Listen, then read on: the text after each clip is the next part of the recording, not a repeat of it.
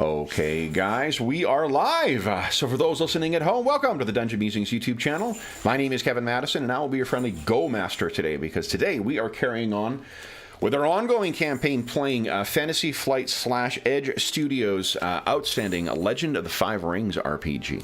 This is the 6th edition sixth edition, right? Is that right? Third? Fifth edition. Yep. If you're going by the numbers that are published, but they don't classify it as such, this is not a 5th edition as in D&D 5th edition version. This is the version with the fun and funky dice. Whoop. Whoop. And our campaign is called Lament for Lovers and Liars. Or at least this arc of the campaign is. With me today are the stars of the Lament for Lovers and Liars campaign. I'll go the order I've got you guys on the screen here. Why don't you tell us who you are, who you're playing, and remember to give yourself one void point at the start of the session. So first up is Sean. Hey, I am playing Agasha Jinzaburo.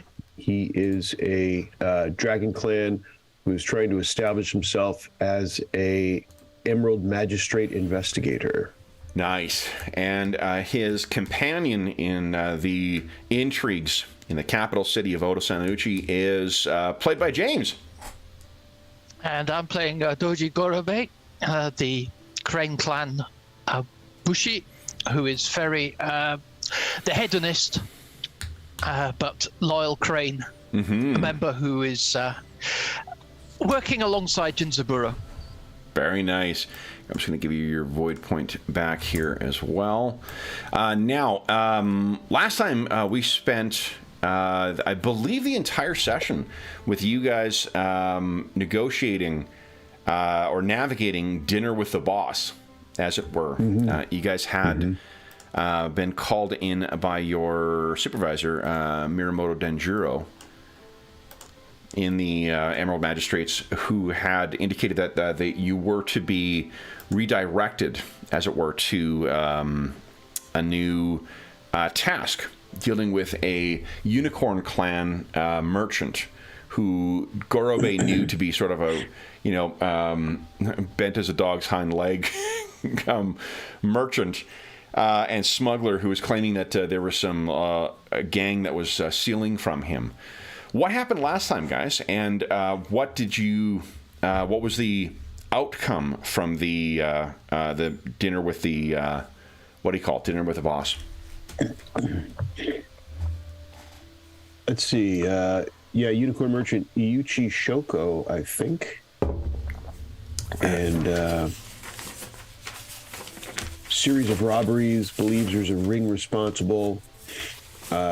Fortunately, Gorobe, as you just said, had some familiarity and knew that he was that there was more to it than that. Most likely, and that and Danjuro allowed that he was aware of the rumors of corruption surrounding Shoko. And also added that he was familiar with that Shoko possibly was too cozy with the Scorpions at court. Said that, however, he thought that if there was some kind of untoward behavior, that he didn't think that he was in the in thrall of the Scorpions, but rather that there must be some kind of quid pro quo going on. That there must be some kind of dealing.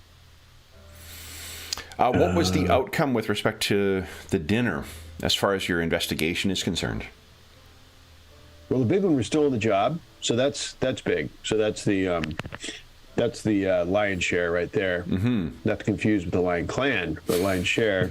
And Akodo jumps from the shadows. I've been waiting. Yeah.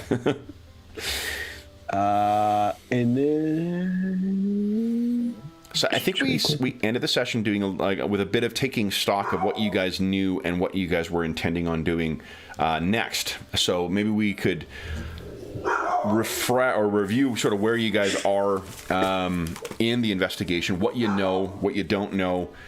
We are aware that Gorobei is concealing something. As the players were aware of this, but as the characters, you do not. What is it that Gorobei is concealing, James? So Gorobei knows that the wife of, and this is where Sepun Toyoza was being blackmailed by the two Ronin in turn. At one point for money and secrets, and later just for secrets. So it seemed like the Ronin getting bumped off was because he was getting going a bit ultra vires and trying to do a little extra money making on the side. So I know using that legal Latin at my table, like that really feels like it deserves a void point. But I'm an emerald magistrate. I should know my law. Exactly. So he is. So he knows that she was being blackmailed. So because she's Crane, he's looking to solve the mystery without bringing her into disrepute. Mm-hmm. And from Jinzaburo's perspective, what do we know thus far as what's happened, who's to blame, and who you need to investigate next? And at the end of last session, we did a little clarifying about. So Jinzaburo, I guess Gorobei said that when he went to Sepun Toyoza's residence, that he just wasn't home, and that was it. And so he didn't hear anything. I don't think he didn't hear anything about the wife. So I don't think, as far as Jinzaburo is concerned, the wife's not involved at all. Like, I don't think I heard anything about the wife, right, James? That's right. You know nothing about her. Mm-hmm. I never claimed to even meet her. Yep. So the wife's not on the radar at all, and but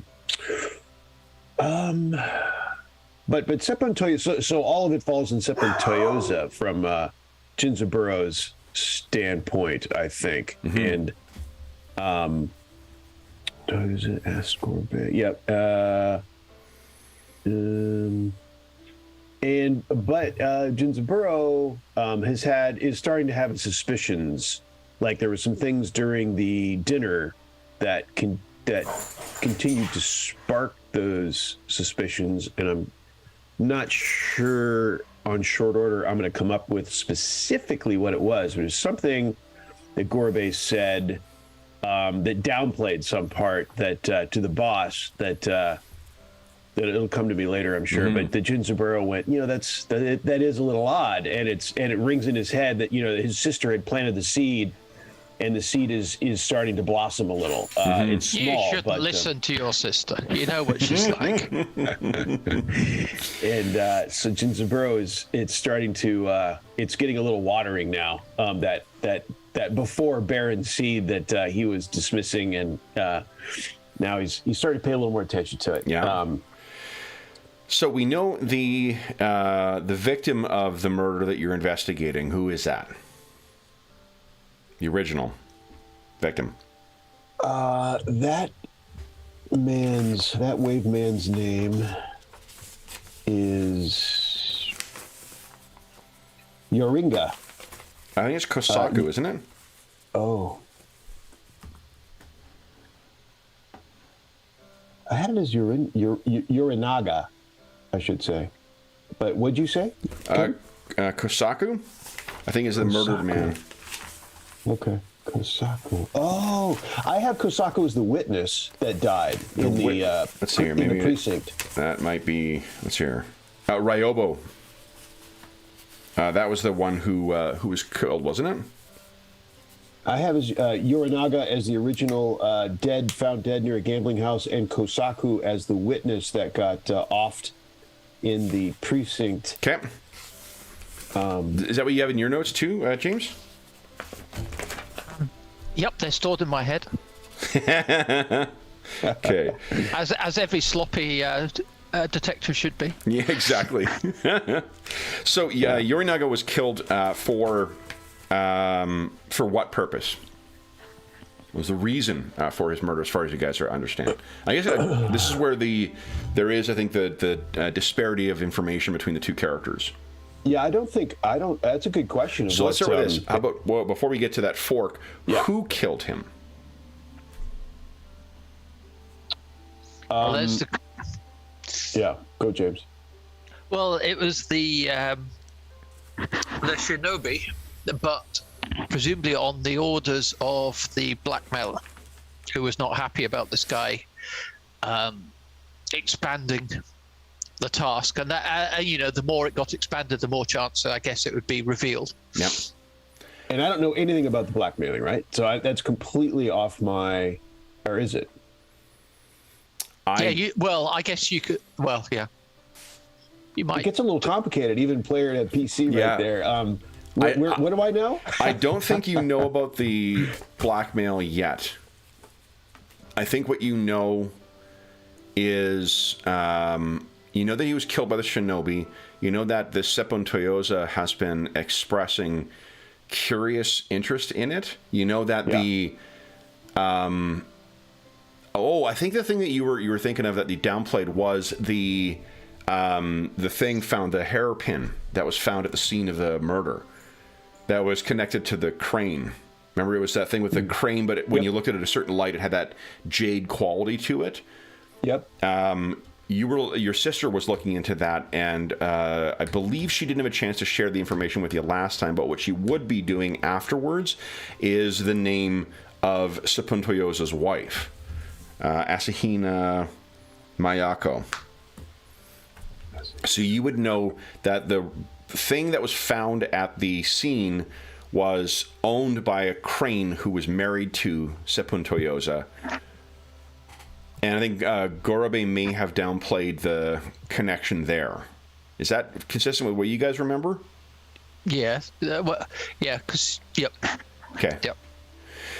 So I don't know. So do it one more time. So I don't know anything about any blackmail. You don't know anything about blackmail, but what you know is that the hairpin that was arrived. Remember, your sister left for a time to go and investigate that stuff. What she discovered before she was reassigned to to this unicorn thing, she found that the hairpin was something crafted for a crane who was married to a Seppun. And that person was Asahina Mayako, who is married to Seppun Toyoza. And have I discussed that with Gorobe? I think it's at the dinner is where you found that out.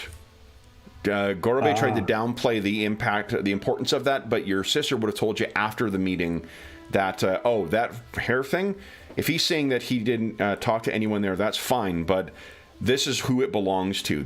Where this Ronin was murdered, he was carrying with him a hairpin. Did the sister only say that to me, or was that in Gorobe's presence? To you. Only to you. Okay. Let's make the disparity of information even more interesting. Right. We're gonna need yarn and a flowchart here in a second. Move you to one room, move you to another room. Right. I think with a game that has, it might be more difficult in a game that doesn't have as much overt, tinkering with game mechanics to affect gameplay. But in this game, I think this will all work out. Yeah. So then, with that in mind, then, so we know who was murdered, and we know seemingly why he was murdered. We know who he was murdered by. What we don't know is... Well, I don't know why. Oh, no, you don't know why. That's right. Yeah. So right now you don't... Easy there, GM. Don't screw me up here. No, and I think that it is reasonable. What do you think that he would infer if Seppun Toyoza is somehow involved here and he was found with a personal item, a valuable personal item owned by this woman and that was on the murdered man? I think it's reasonable to figure out what implications that Jinsaburo may draw from that. Right, and that obviously that Seppun Toyoza's inexplicable interest is obviously that seemed annoyingly odd and unknown, and then suddenly with that information, it obviously involves the wife, at least indirectly. Even if it is focused ultimately on Toyoza, on Sepp and Toyoza, the wife is now involved. Where do you think Boss Yotaka fits into all of this?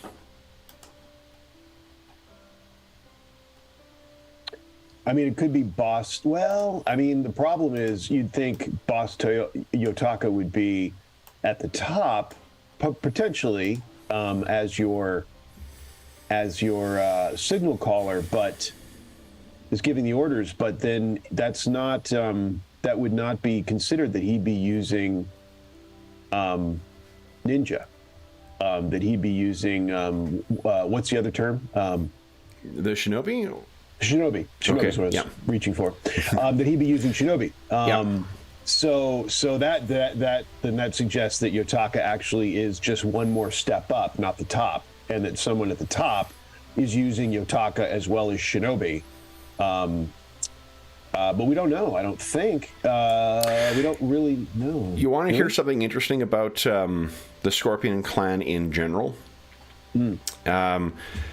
One of the things the Scorpion clan, you may be aware, Scorpion clan wear masks. It's one of the characteristics of their clan. They often wear elaborate, whether elaborate or subtle or whatever else, they wear very obvious masks. It's just part of their, part of the sort of culture of their clan.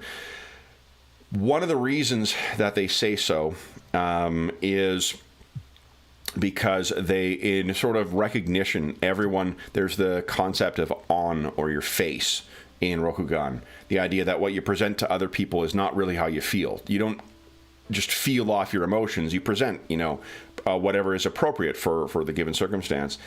What the Scorpion do by wearing masks is expressly call out that artifice among one another. That we're all wearing them. We're the only ones honest enough to call out that we're actually doing that. Another way of thinking that is that it's also a way of sort of taunting others by, like, we know we're showing you our hand, that we know we're being duplicitous. We know that the face we're putting on is not how we actually feel. But what are you going to do about it? The Scorpion clan has never been accused. They're definitely capable of deploying, it's said, skilled shinobi, assassins, secretive magics to deceive or to spy or whatever. But the thing is, they are never thought to be, in their dealings with others, subtle. Like displaying masks to call attention to things, they seem to do that. So you would have that perspective on the fact that there is a Scorpion samurai who seems to be hanging out at the Blue Lantern. Remember, he was with, you saw him with your erstwhile friend, Hidu Ukayo, that big crab samurai that you saved when you first arrived in Otosanuchi, you saved that innkeeper from him. Mm-hmm. Yeah, no, I definitely remember Haida. And that's right. Of the Scorpion companion. Was that the time when I went back looking for Haida? The first time you guys went to see Ukayo, or first time you went to see the Blue Lantern, you found that there was Bayushi, this Scorpion clan samurai named Bayushi Rumika, who was there. Yeah. And there was, this was after you had left Ukayo at the Tilted Crane.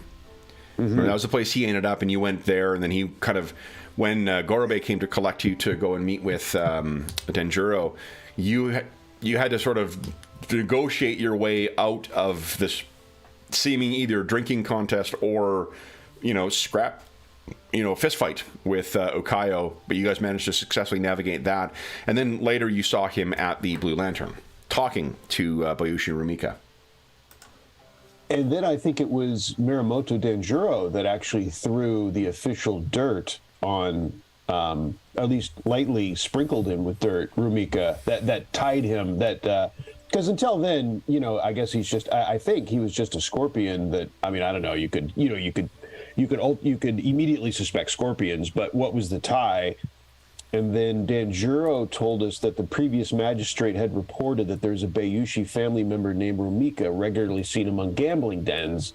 So then, the boss went ahead and threw a little, official, that maybe that guy, maybe that Scorpion's involved. Maybe, so knowing, again, like the reason I mentioned the mask thing is knowing the ability to indulge in intrigue and secrecy and whatnot that they can. The fact that he's letting himself be seen there, that's a Scorpion wearing his mask openly. Mm-hmm. So that makes it interesting, though, right here, as far as, I think Jinzaburo would want to, with motive, I think Jinzaburo is still going to be reasonably locked in on motive, even though Gorobei knows motive. So, yeah. I think Jinzaburo is going to be like, we need to hammer this, the Seppen Toyoza, this is like, this is front lines. With that pin of his wife, found, now that we know it belongs to his wife, found on the dead guy's person. How would you say the relationship between Jinzaburo and Gorobei has been since he arrived in town? I don't think it was good, and Jinzaburo wasn't initially prepared to believe any of his sister's typical nonsense. I think Jinzaburo probably underestimates his sister on purpose, inadvertently on purpose, I would say, because of the family. It's the kind of person you don't want. It's like the reverse of Schadenfreude. Like, you don't want to see her be right about shit because she's such an insufferable dick. Right. And she's clearly pretty good at her job, and I just don't give her enough credit until I have to, is my typical bad habit. Mm-hmm. And so I think this is one of those. And so I didn't really give it much. And then, there's all of a sudden now a little this, a little that. And I'm like having to, okay, I guess I have to consider this now. Mm-hmm. And, but even beyond that, like forget about that. Like, I don't know. I don't think I've had any reason to doubt Gorobei's account of his just simple visit to Seppen Toyoza.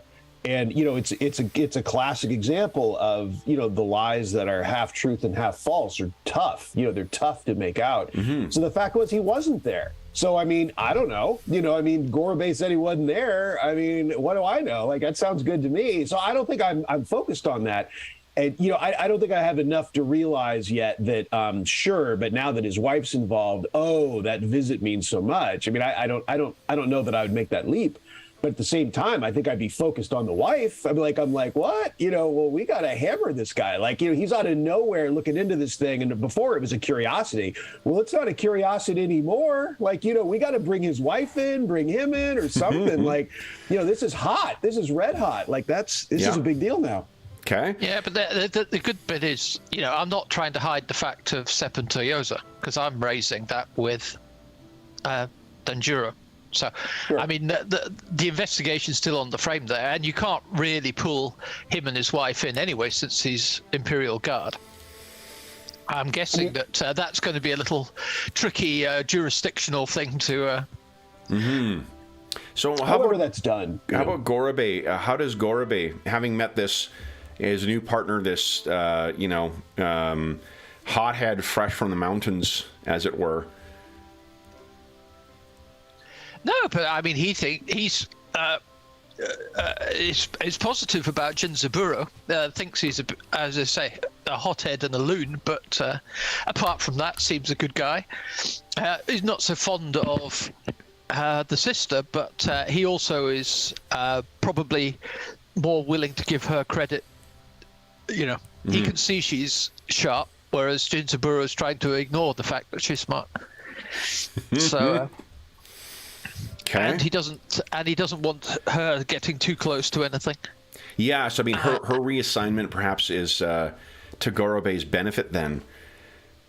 Yep. So has Gorobei given any thought as to how best to manage this then? It does seem like after your meal that Jinzaburo is getting distinctly close, and perhaps we can pick up the session with you guys leaving and discussing what to, there are those tensions where Jinzaburo's suspicions are up and Gorobei's, concerned about Jinzaburo getting close to the truth of what's happening. Which is the first of your characters to speak to the other? I think, but my technique here is let's find who done it. The faster we can find who done it, then the less likely unnecessary details get revealed. There was one other location you have not investigated yet either. That was, because you may recall that the second Ronin, who was murdered by a shinobi, Kosaku, he was staying at the Koi and Plum, I believe. Koi and Plum, yeah. Yeah. And that seemed to be a place where Boss Yutaka would stock, or would store, or not store, but like house his underlings, because that was where the Ronin was staying as well. The first Ronin, Yorinaga, was staying. Yeah, both the dead men were staying there, right? Yeah, both the dead men stayed there. Yeah. So we were going to go and sniff around some more, right? I think so. I mean, I think though that I do think though that Jinzaburo is going to suggest, however a Sapun Toyoza can be handled, and he probably doesn't know, he's going to have to ask somebody, Gorobei, I suppose.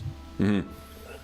If there's protocols because of Sapun Toyoza's station, then but the lead is hot. I mean, I think Jinzaburo is going to, it's just unmistakable now, and we can go to sure that the Koi and Plum sounds good, but boy, after that, we've got to bring, however that looks. We got. I only mentioned that not as a thing you need to do next. I don't want to interrupt the scene that you guys were setting up there. I just wanted to refresh your memory that was one place that you guys had not gone to yet. Yeah. So you guys are leaving. What? It sounds like Gorobei was going to be the first one to try and frame the conversation here. What does Gorobei want to say? I'd rather frame Kiyo. Okay. Framing him sounds really good. There are definitely tension between the crane and crab, because one of the families that is now part of the crab clan, I believe it's the Yotaka clan, used to be part of the crane and were seen as too dishonorable. Yeah. Oh, this is nothing really to do with clan politics. It's just the guy's just a dick. So, I think Jinzaburo says, "Well, let's maybe we go to the to get a little more information, because the Koi and Plum is more of a general lead." We don't know what we're going to find there. In Jinzaburo's mind. So let's go there to gather information. But then, really what we might be gathering information for is a more critical follow-up with a more distinct lead of now this Sapun. This is that we go in there with more knowledge of how to address him. That he clearly is knowledgeable about it, or he wouldn't be coming to you with some sequitur, lacking sequitur, coming to Gorobei asking about an investigation completely out of his lane. He obviously knows something.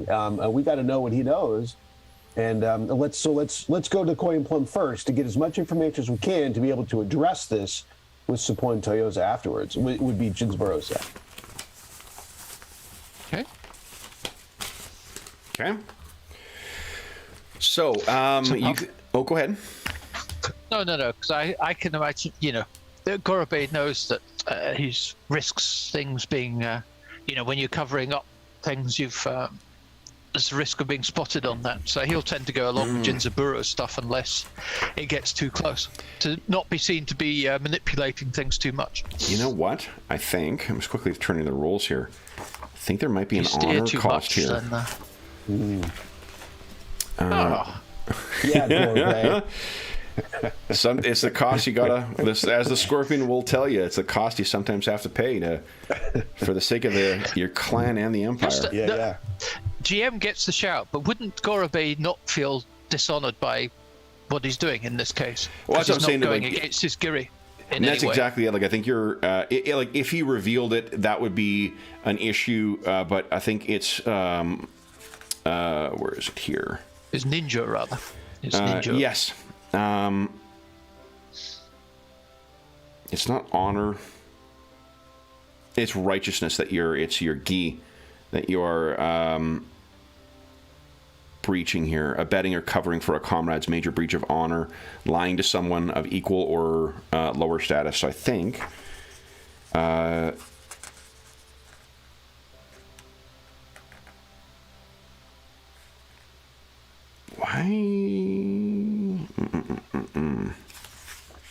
and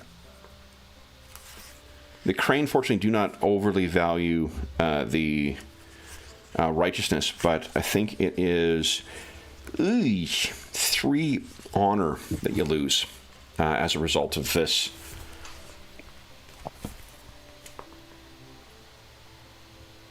Okay. So then but you are satisfying. You're absolutely right. Like, you're satisfying. This is part of your thing, but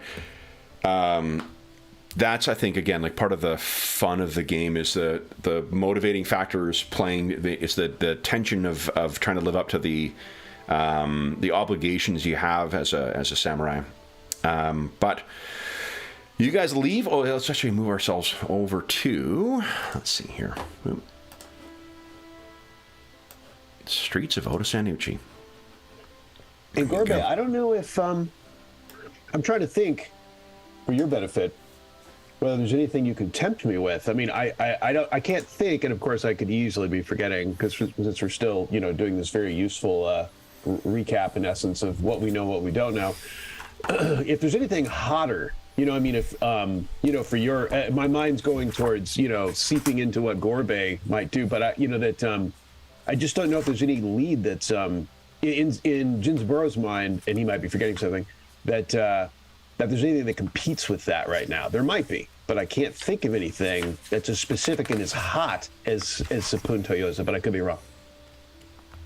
Or you could invent something. I mean, I'm not sure, but I'm just saying it's the hotness that has Jinzaburo, because you can't think of anything, the koi and plum, that's fine, but that's not hot, I think what I'm going to do is I'll let Jinzaburo know that I think there is blackmail going on, because we found the coins, and they're obviously just not any ordinary coins, regularly used. Not the rest of them are freshly minted, and so it's Toyoza potentially who's being blackmailed, which is very close to the truth, but not quite.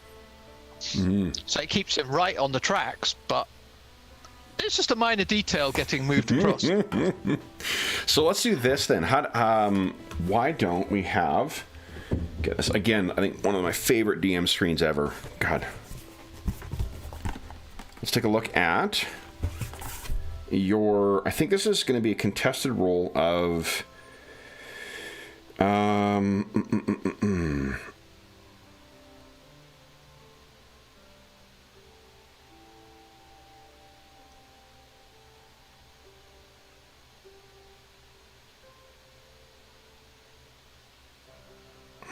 don't know if it's courtesy.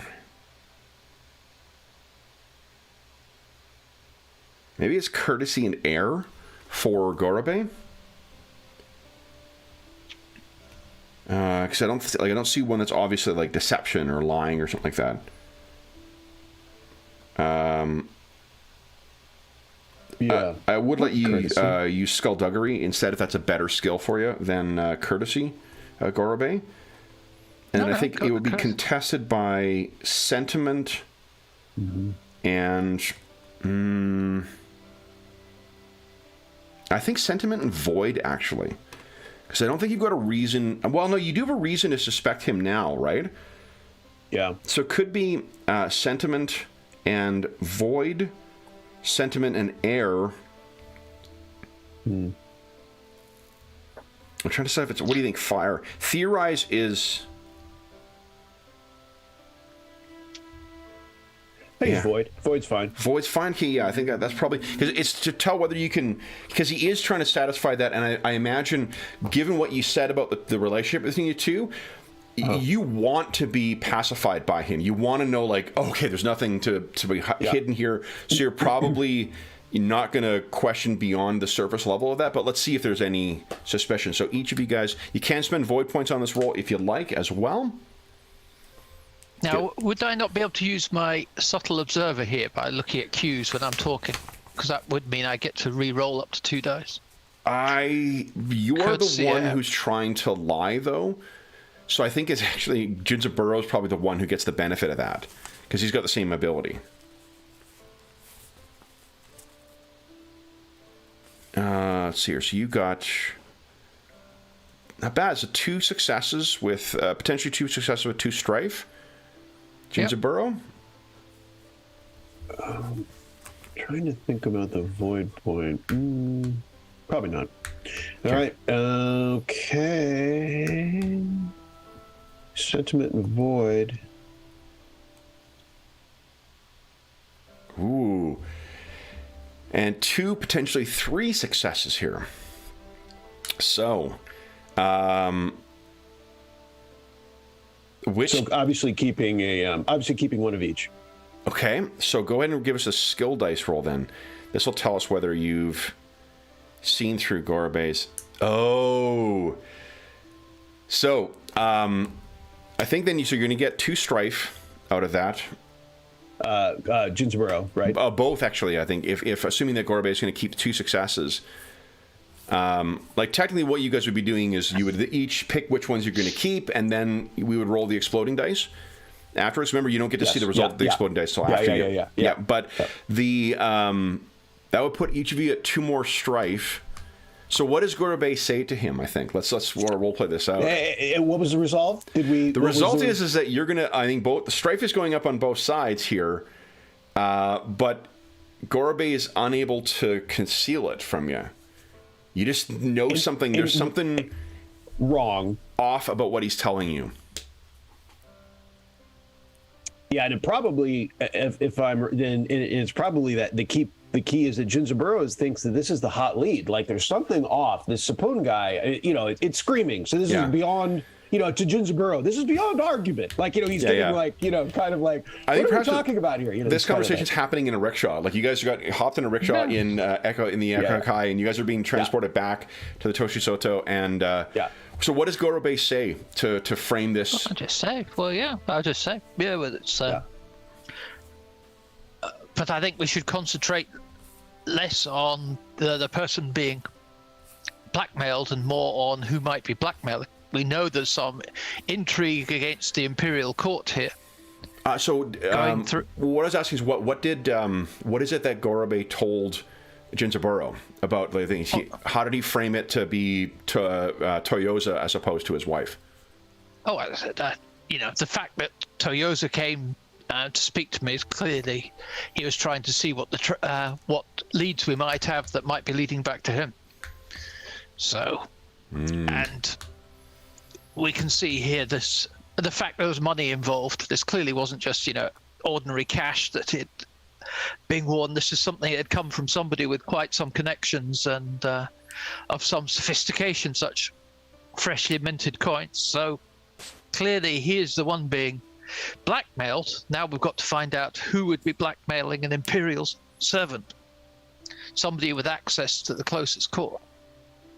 And so with that, I would imagine the role would suggest that I'm noticing he's not bringing up the brooch, the brooch, this kind of which is similar to the talk at the dinner where he was downplaying something, and I still can't remember what it was, but there was something he said, and I went like he didn't even. It's clearly something that brooch was valuable. So along with the cash, this is obviously some payoff. Mm-hmm. And I think perhaps the way to understand it just instinctively is you feel that you can feel that you are being worked upon in this conversation. That it's not. Gorobe has, like, one of his things we've seen over the past 9 sessions is he's a very amiable guy, really friendly and very and seemingly forthcoming, right? Like a very you get what you see from this. This, I think, is maybe the first time you sense that, like, oh, I'm actually being worked here. One of the ways to rather than demolishing a stone, one of the things that water will do is move around it, and perhaps that's what you're being done right now, or you can feel is being done to you as you're being moved around something that you brought up. And I think Jinzaburo would react to that as a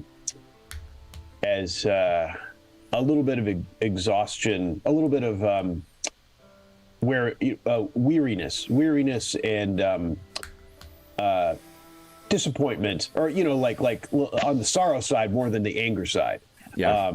Because he comes from the mountains and this kind of thing, and the dragons, and like everyone's good, and let's all get together, and except for the Kitsuki, fuck them. Right. But it's, and obviously there's bad guys, and that's fine. But when, someone you're working with, you're like, oh man. And then there's my sister portion, like, and she might have been right. This is all like, this kind of like a little bit of that, more than a little on the, it makes him weary. He's like, like rather than his fieriness, it's his weird. I think it's a little more weary. Well, it's reflective, I think, of the added strife you guys got from the rolls too. It's just that you're both sort of, I can't imagine, how does Gorobe feel about doing this? Do you feel it's just part of his duty, or does he feel like that this is him compromising himself to satisfy his clan? No, I think he'll view it as a regrettable necessity of his duty. Okay. And the thing is, remember, he's not saying that he's doing something wrong per se. The issue is who's doing the blackmailing, and what are they using it for? Not how are they doing it. It's not as he views the wife as a criminal or the guilty party. Very cool. So we will transition from this scene to you guys arriving at the Koi and Plum after about 20 minutes or so of travel. You can reduce your strife down to half of your threshold. So that's your blue bar. And then as you guys are arriving at the Koi and Plum, you can see there is... So cut it in half? Whatever we have, cut it in half, right? No. You just reduce it to half. Half of your threshold. Yeah, you don't... Unfortunately, you don't get to... Right. Yeah, reduce the whole thing. I think I've made that mistake before. Got it. Yeah. That's good. You have no shortage of strife coming from Jinzaburo. Just remember, you never go below 4. So you guys arrive. And as rings change as well too, make sure to adjust your thresholds if they need to be, because I believe some of those are calculated with your rings. I think the only one who's had a ring go up so far is Gorobe, though, right? Yes. Yeah, I don't know if fire plays into anything. Oh, right. Let's just quickly double check that before. Meaning the derivative stats? Well, like your, I believe your composure and your endurance. Yeah, like your endurance is calculated with fire ring. So actually, you can raise your endurance by 2.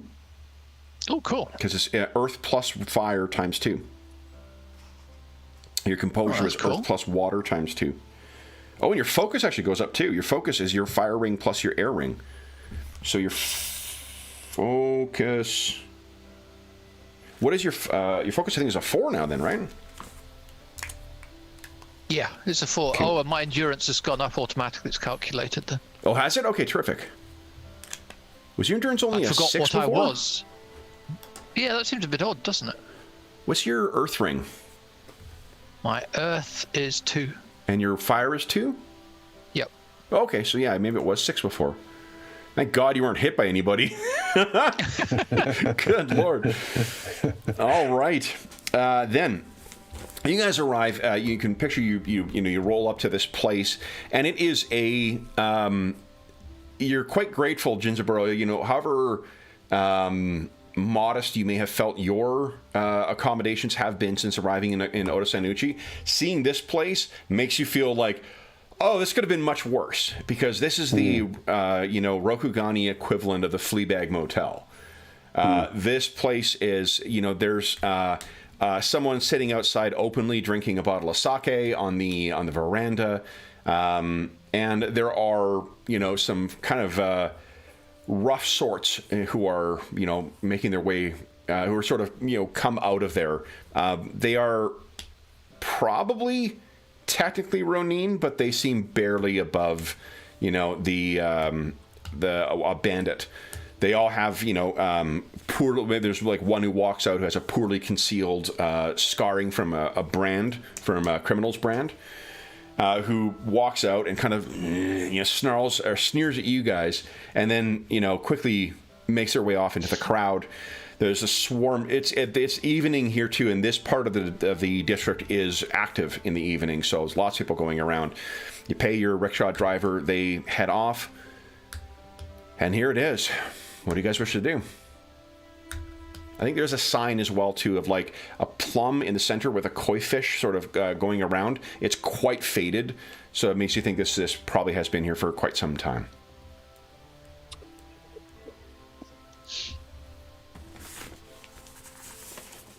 How should we approach this, Gorbet? I guess the proprietor, and discuss with him. Indeed, we should ask. I mean, it's going to be a bit obvious why we ask, but that's okay. Let's see if we can put a little pressure on them to see if anyone will crack. It's not like we can be so, we're not going to just be able to go in there and nobody notices. Mm-hmm. And be all innocent. It's clearly a den of vice, so I doubt the innkeeper is, innocent. A paragon of virtue himself. So. Yeah. Look, what should we focus on? Like, what is our angle here, you think, Gorbet? What's the connection between the two men? What's the connection between the two men, and have they had any contact with any scorpions in this establishment? Have they had visitors from any one of the scorpion clan? Sounds good. Okay. Because there's no harm either of getting, letting... I'm sure the question will get back to the scorpion. Mm-hmm. Okay. Yeah, in fact, by the proprietor. Yep, exactly. He will turn right around and send off a messenger, you'd imagine. And I think want to flush them out, smoke them out. Okay. In fact, having just said that out loud, do we want to plan on, as soon as we question the proprietor, and of course, he may not be, it's possible he's not in league with whoever was pulling the strings of these two dead wavemen, but it seems so likely. Do we want to sit on him after we leave and see who he contacts to put a more concrete connection? Do we need to connection together between these two dead men and whoever the proprietor contacts, who I at this point suspect is Bayushi Rumika? We want to try to see who he contacts. Go to active, make active efforts. Yeah, why not? Why not? I think that makes sense. So we question him and then we sit on him, in one way or another. Yep. And for the avoidance of doubt, I think you should be bad cop because you always lose your shit. So. And Ginsburg's, what? Like you're kind of a little bit, a little offended, but really more faux offended. Okay, very well. Okay. So you Anna says hi. Anna playing bad cop. She's playing bad cop. She loves playing bad cop. Yeah. So you guys, the door, you guys make your way in, and again, like in contrast to sort of the reception area in yours, this place is there's tons of scuffs in the floor. Like this place is function over presentation in a big way. There is an old guy who's kind of sitting in the in the entrance area, but both of you, with your keen, kind of senses, you can tell. I think Gorobe, more so you than anyone else, you can tell a lookout when you see one. Because this old guy seems like he pretends to be not paying attention, but you can see his eyes are, through the, looking up just almost through his wild eyebrows, kind of keeping track of what is going on and who's coming in and out. And you can hear some shouting in whatever, and a dog barking in whatever the room is. I think Inyo, is that the name for dog? Inu is the name for dog in Japanese. That sounds right. Inu. Yeah. So you hear someone shouting in there, and the door opens, and this man steps out, who, I mean, he's not quite as big, because really they don't come as big as Crab anywhere else in the Empire. But this man definitely is for a Rokugani, a big dude. He does look like someone who is far enough in years to have let himself go substantially as well. He's soft in parts, but the scars that are on his face tells you this is someone who has likely seen, a life of violence before this. He walks out, and he's dressed like a middle class, thing. And as he walks out, he bows sort of. Well, I guess first thing he sees you and kind of. What you can see behind, before he slams the door too, there is a woman in there with a pretty substantial shiner, and as well, and relatively fresh too, to the point where her eyes almost swollen shut. He slams the screen behind him, and he shakes his head, and he says, "Is this about that guardsman?"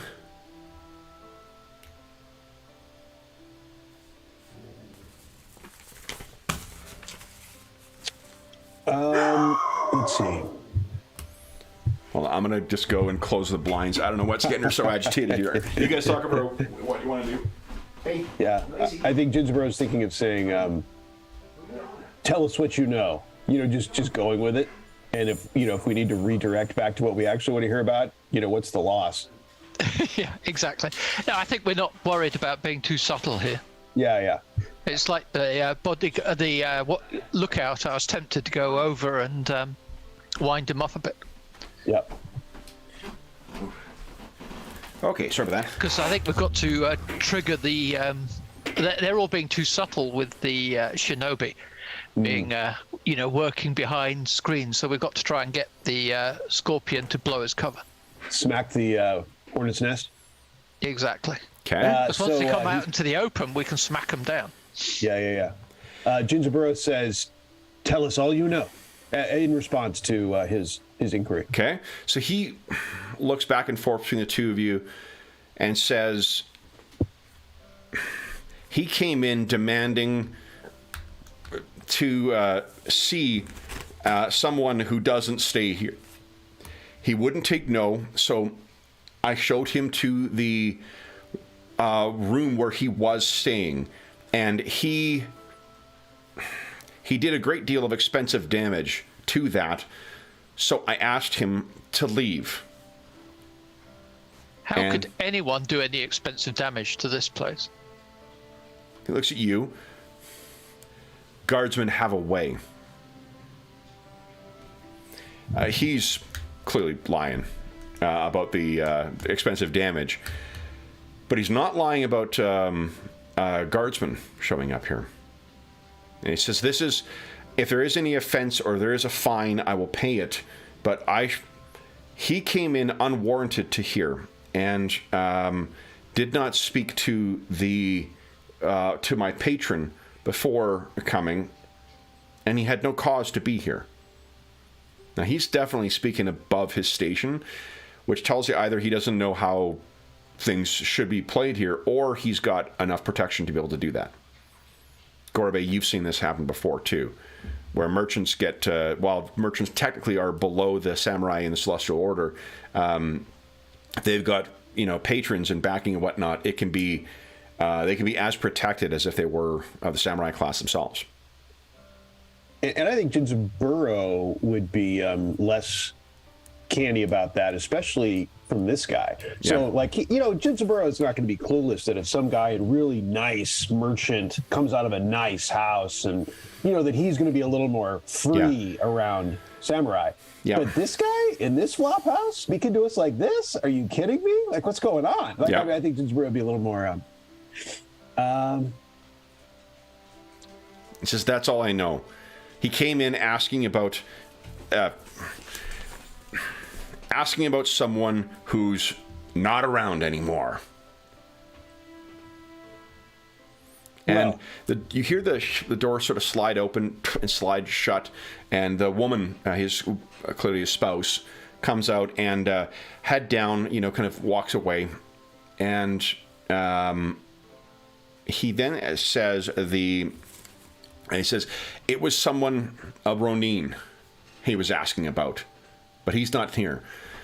Both of you guys, again, because of your advantage, you see the wife's head snaps to the side and listens for a brief moment until she thinks that the husband's looking over at her, and she immediately looks back down and then goes, elsewhere in the...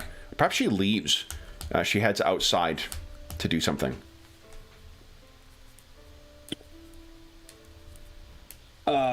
Well, as you can imagine, with 2 emerald magistrates before you, this is an important matter. Describe this guardsman to us.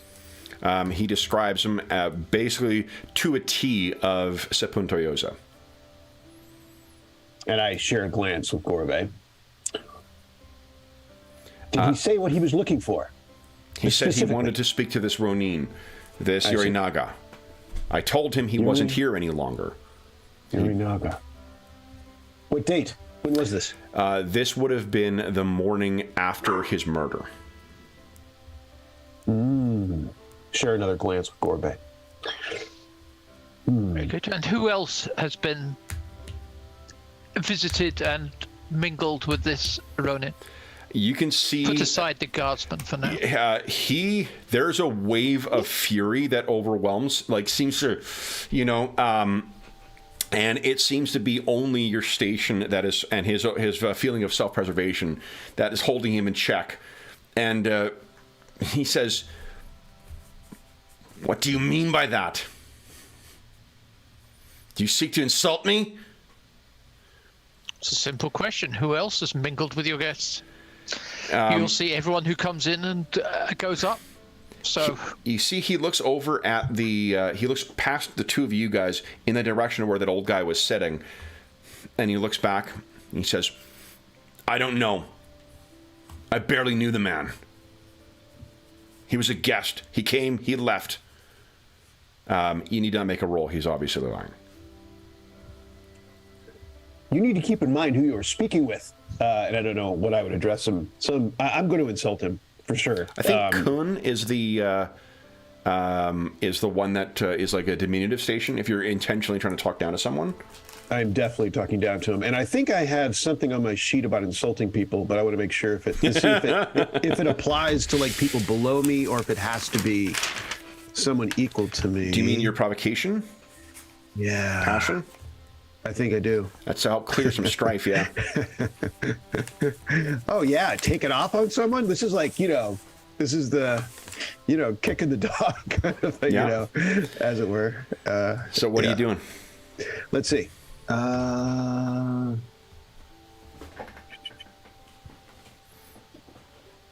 would remind you, you are speaking to 2 emerald magistrates. Insult you. We speak to you. That's how this works. I think I'm a little triggered, not unmasked, obviously, but I'm a little. My stress is 4. It's standard for as Gorbe made reference to. I'm basically at my standard. I say, your manufactured offense will get you nowhere with us. This is a serious matter. We are not some just mere messengers looking for information. This is an official matter, and you would be better spent keeping that in mind. For someone of the Hymen class or caste, He seems remarkably uncowed. He, you can remove 3 strife though. You're feeling off your emotions quite well. He just feels good. Puts both closed fists down on the table, palms down on the table on the sort of the desk thing, and says, "Then what do you wish of me, magistrates? I've offered you all I know." Ha!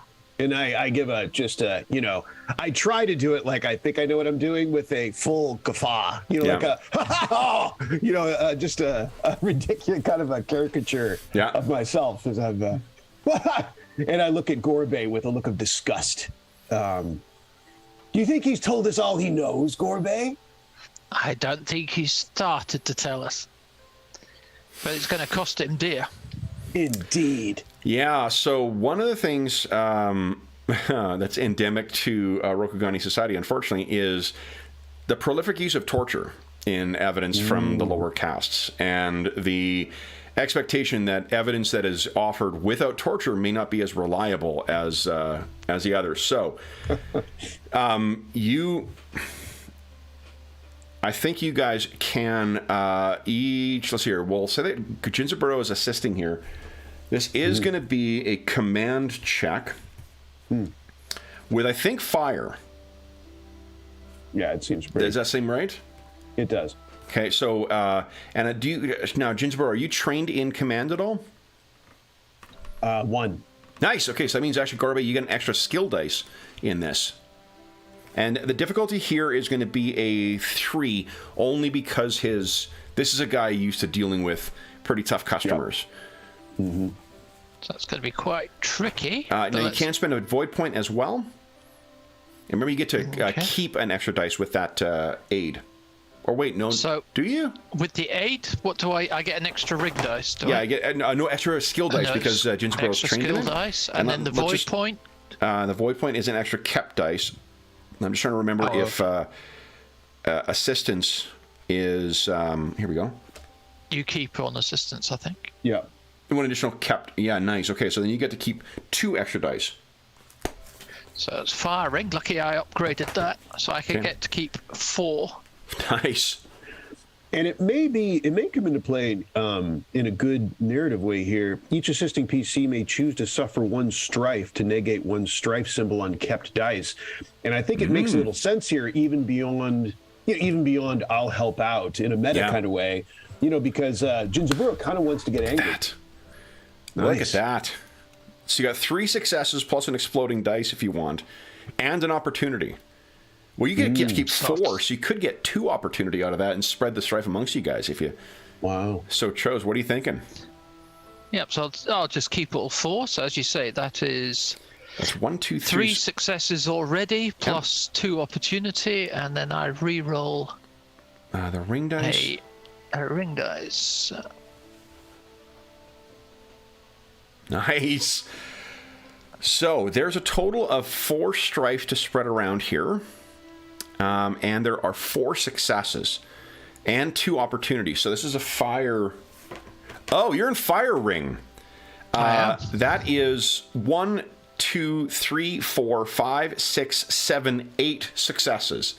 Wow. Because you get to keep the strife as... Don't you see, Gorbei? That the fire ring is the key. So he... I think at the suggestion, the implication that you've made there, he suddenly, his demeanor immediately changes. This is a person who is cognizant of, only being able to play the hand that he's got. And he looks panicked sort of back and forth, and he says, please, Samurai Son, not here. And he sort of looks back at the room that he was in before. Go ahead. Nope. Go ahead. And I'd like one of those strife. So could I take one of those strife at this point to as an assister? Offset the 4. As an assist? Okay. Yeah. I'm up to 8. Okay. Hang on. I can't find it. I'm on it. Okay. All right. Let's see. And and I'm pretty low for Jinsaburo at this point, so I'm so tempted. If it was higher, I would go off on him, like drag him in there or something. But I think Jinsaburo marches into the room. I think that's what he does. He just and you move past. And again, this guy, like, he towers over both of you. He makes his way into, closes. His face has completely lost color at this point, and he drops to his knees as soon as the door is closed. And he says, "Please, please, Samurai-san. I meant no offense to the guardsman. That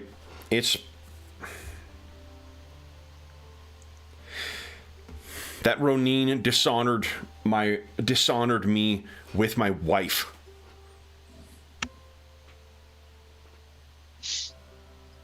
A fool. Not only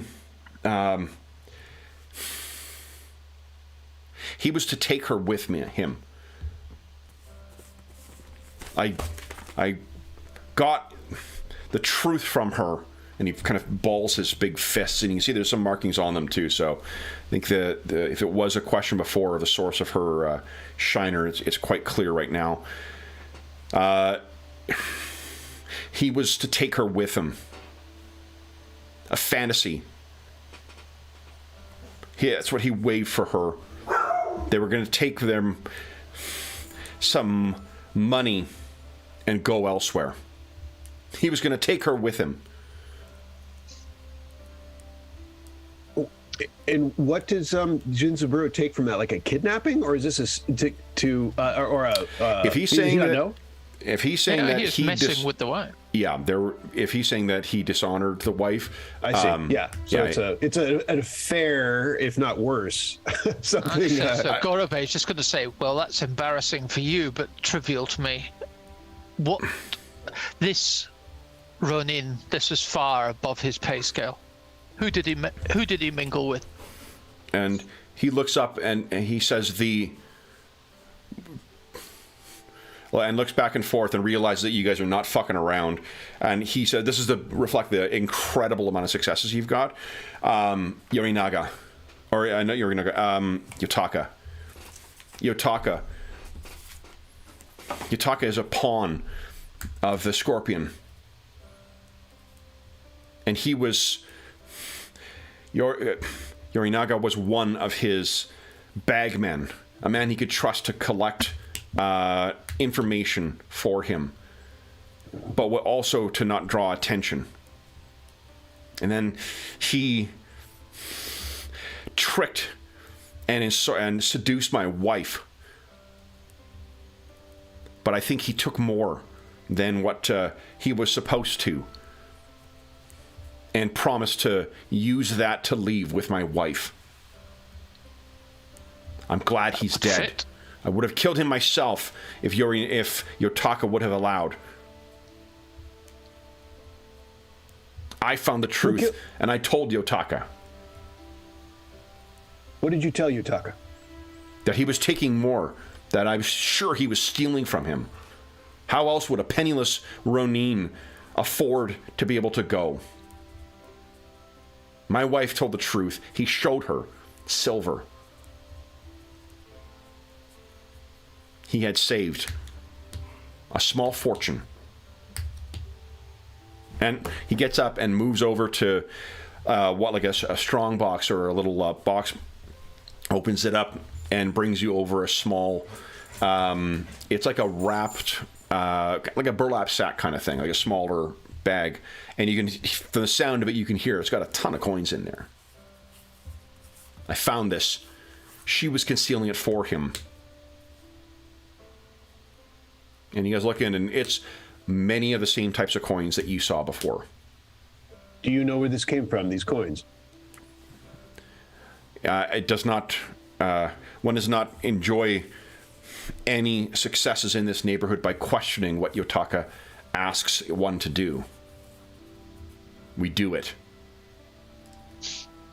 But you can confirm under oath that it is the Scorpion who is behind this? So what you would know is that the testimony of someone who's a Hymene means nothing. Literally nothing.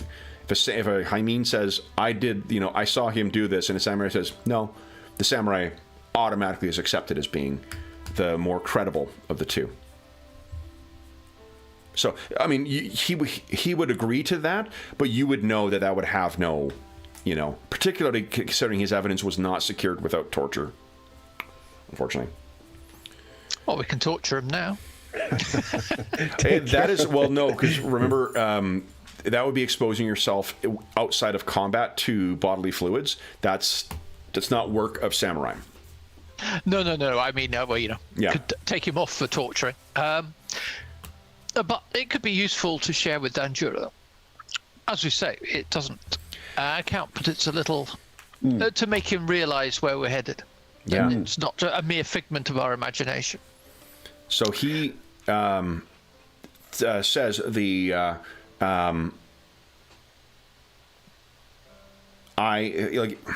I'm trying. I don't want to roleplay this out because it's pretty detestable. But like he basically lets out that he wanted to kill his wife for this. He would have killed her, but Yotaka forbade it because he didn't want attention. So he's also the cost of doing business for him is living with what he perceives as a shame for being dishonored by his wife. You come with us, and let's just drag him off to the Yoriki cell. So you grab him, and he says, "But I did nothing wrong. You're a witness. You come with us." They still kill me. Did you not see? 2 dead so far. They will know. We'll aim to protect you. You're useful to us alive. So I think if there's any other questions, you roll enough successes to keep asking questions. If there's anything you wish of it, let's just quickly consider what you want that opportunity to be used on. So you've got fire. The automatic spends for that are like to inflame someone else, to notice something you missed or that's out of place, that's not directly related to your task. To perform the task in a flashy way, drawing attention to yourself. To remove strife. This could be good in that Jinzabura, I want it to get back to clearly that the scorpion's been exposed. So is this where we do it with much outrage and all the rest of it, and we let drop the name? Because we know that there's the lookout. We'll make sure that the lookout hears it. Yeah, like you whisper that to Jinsboro, perhaps, and I think Jinsboro is impressed with because he is looking for reasons to trust Gorobei again. Like he's a little bit stressed about that, and yeah. And so Gorobei's idea to because the witness, I think the whole when Gorobei says, well, you're a witness, and then I think Jinzaburo knows enough to go, yeah, but this guy's worthless, and then Gorobei said, yeah, but mentions our boss's name and said, it'd be useful for, and I'm like, oh, Gorobei, okay, yes. So what does it look like as you take this guy into custody? He's obviously not going to fight back, and he is bigger than you, but you can certainly. He is completely submissive right now. Is there anything? So you want to use one of your strife to do this in a flashy kind of way? Flashy way, and what was the name of the scorpion again? Rumika. And so we'll go as we go past the lookout. So you'd better come clean about Rumika when we get. Okay. And then why don't we? You know what? I'll let you spend one extra opportunity here too. You roleplayed that out quite well. I think you noticed that one of those big bushy eyebrows goes up. So you guys will leave us out. Let's take our mid-session break right now, and then we'll come back in 5 minutes, and then we'll see what happens next. So back momentarily.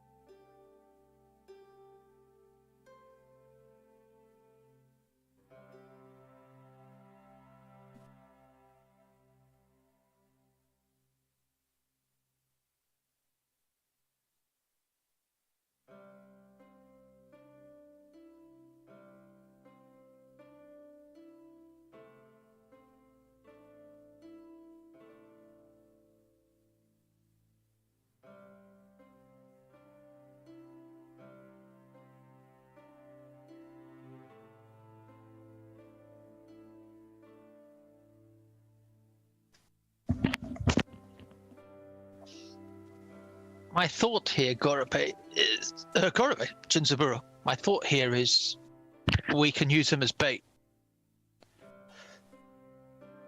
Yep. That and sounds, rather than leave him in the hands of the Yoriki, we can set a trap. for the Because of course we shinobi. want to be in an enclosed space with a very skilled shinobi. Right. I mean, I don't know. We might be able to, ask for the Yoriki to do something. Maybe, like the perimeter. I don't know. A little bit of backup. Obviously, we'll be primary, but maybe. We got this, right?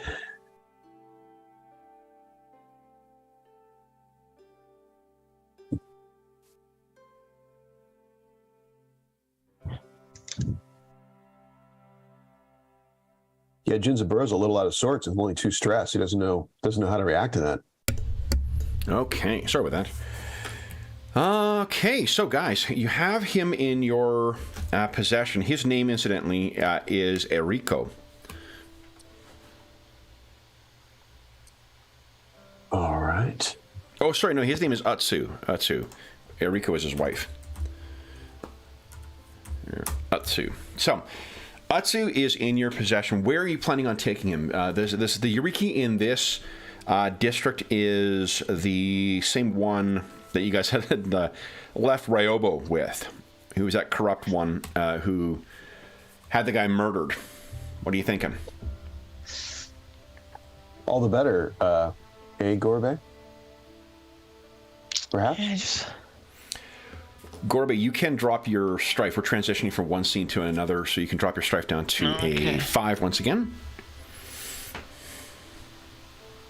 Who's the hothead now?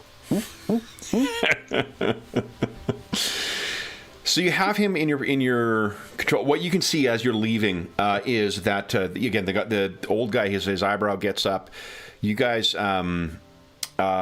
leave. Where do you see yourself going here? Are you walking through the streets to this to the Yoriki's like office or building? It is nighttime as well too. It is you guys may remember you went to dinner, so it's dark out, but this district is quite lively in the evening. What are you thinking? And I guess one thing to be mindful of is if you do want to say anything, what you do see is as he's being led away by you two, his wife has a look of, because she's just sort of lurking outside talking to a neighbor. She sees you leading him away, and they're, again, because of your advantages, so you won't need to roll for this, but I think it's shock, but not like a bad kind of shock on her face as she sees you leading this guy away. Oh dear, what a pity, never mind. Yeah.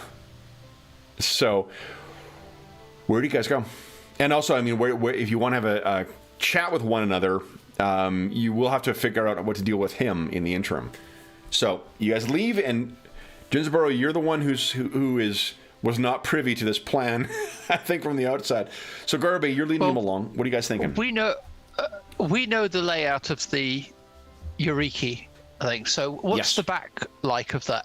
Because there's a cell and everything, but was that... Well, that's the thing. It's not really a cell. Like, they're not designed really to take... Well, the people... room that he's in, though, does it have a back... what's the access of it? Well, normally you shouldn't be able to get into that back. You need to go through the front room to get into the back. There's not like a back entrance there, but it is... He came through the roof. Yeah, there was a space that you saw that he was able to get through the roof because the shinobi, in addition to their preternatural silence, they're also extraordinarily acrobatic, it seems. I will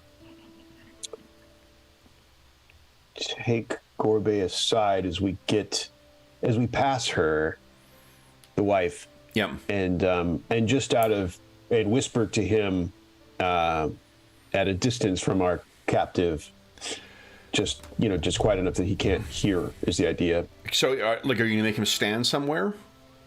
I tell him to stop, and then I take Gorbe aside. Okay. With you guys roll again. Like, you rolled incredibly well. This guy is For a big dude, he is completely broken. His shoulders are slumped now. He seems to appreciate like his options are torture or death at this point. And I whispered to Gorbe, should we have a chat with her? Is it possible that she knows even just some sliver, the lover of this Uranaga? Very good idea, Jinzaburo. And if she was enamored of this wave man, then maybe she will want to again avenge what happened to him. How do we? I'll stand guard here with the husband, and you go back and have a word with her. Aye. And I think I will take her. I need to take her out of the public, though, for a, not, at least off the street. Maybe just inside that back room, can't you? Indeed. Okay. And I busy myself to off to her direction. Back. Sure. Yeah. So you head back towards her, and she, the neighbor she was talking to kind of says something quickly and then steps away from her. And she, as you're approaching, she bends down, drops down to her knees and sort of bows and says, Dragon-san, how might I be of assistance? Please release my husband. He has done nothing wrong. I heard her name, right? What was it again? Her name was... Oh, I told you that. I don't know if you've asked her. Her name is... maybe not. Maybe not. Yeah, maybe not. I say, what is your name? Ariko. Dragon-san. I'll put it in chat. Ariko-kun, here with me. We will have a chat, but we should not do it on the street. And she looks up, and you can see up close too. Like it actually, I can't remember. Do you have any? What is it here? Any medicine? Any points in medicine? You know what? Let's see. I think I started with one. I think it rings a bell that you might have. Yeah, I think yes. It was Kerjin. Like I kind of forget about it because I didn't actually buy it. But I started with it. There's a deformation in her face, which is likely indicative of a fractured occipital bone. So someone hit her pretty hard, or hard enough to fracture the bones in her face. So she looks up and she says, "Of course." She gets up and. She follows wherever you intend to go. She's silent during the time and has her head down. So if you lead her in the back room, you see the old guy sitting in the front there is still there. You lead her into the back. I'm assuming you close the door, and then once you're ready to talk to her, she'll turn and once again drop to her knees. And she says, think on the way in, and Jinzaburo still got a little bit of bad cop in him. Yep. And he's resetting a little. Fires from within. Right. I'm going to set that guy in the lobby on fire. No, so but along those lines, not that. But as he goes by, I think would he be? God, the walls are just so poignant and pathetic in Rokugan. I wonder if he would, these rice walls or rice paper walls. They're just so ridiculous. They make for very little privacy and make for very easy eavesdropping, for sure. And I think it's along the lines of more Hornet's Nest action, because I didn't mind about him, and I think Jinzaburo though is feeling. Like, I know she's of a low station and she did do something dishonorable, but I think he is feeling a little badly for her. And given the injury, it's piling up a little. I don't think I just as soon kick this guy in the sense of he's going to kick him out. I think he looks at him. So they're going to the lobby. Yep. And I look at him with my best, command. And I say, Emerald Magistrates need this space out. And I point at the door. Okay. Hunched over, and he sort of like the eyes look up, and one looks at you through the bushy eyebrows. That bushy eyebrow. He gets up, hunched over, and kind of makes his way to the door, but slowly and determined in a way that just like is almost as if it's designed to like, I'm complying, but I'm not liking it, you know, kind of thing. So he leaves and then leaves you free to speak to Rico. And I will continue into the back room, and just in case, you know, because people staying there may come through. Yep. So we will continue back, close the door. And I'm not exactly sure what would be what is crazy for not crazy, but for a samurai to do. But I'm tempted to help her with the eye, but that'd probably be a little. Or maybe I will just refer her. You can feel free to do like showing one of the tenets of Bushido is compassion, and most assuredly, someone who has been however you may feel about like the rights of husbands and whatnot and wives and this stuff. I think anyone who is mistreating someone who is weaker than them, you can absolutely feel that they are the villain in that scenario. And if you have any inclination towards helping her, you most certainly, that would not be inappropriate for a samurai. Even though she is, the fact that people, here's the compassionate perspective on it, is that even though people may be on a different standing in the celestial order, that does not make them not people. He a little... keeping up some officiousness, he says, he grabs so whatever his medicine would call him for, the rag, or maybe pull her near the light so he can have a better look at this bone. You still have Path to Inner Peace, don't you? As a... Oh. What would that be? That's one of your invocations. Oh, yeah. I wasn't thinking about that. Good call. I'm too busy burning people. I forget about the... let's take a look. Let's see here. I got the bomb. Let's see, BALM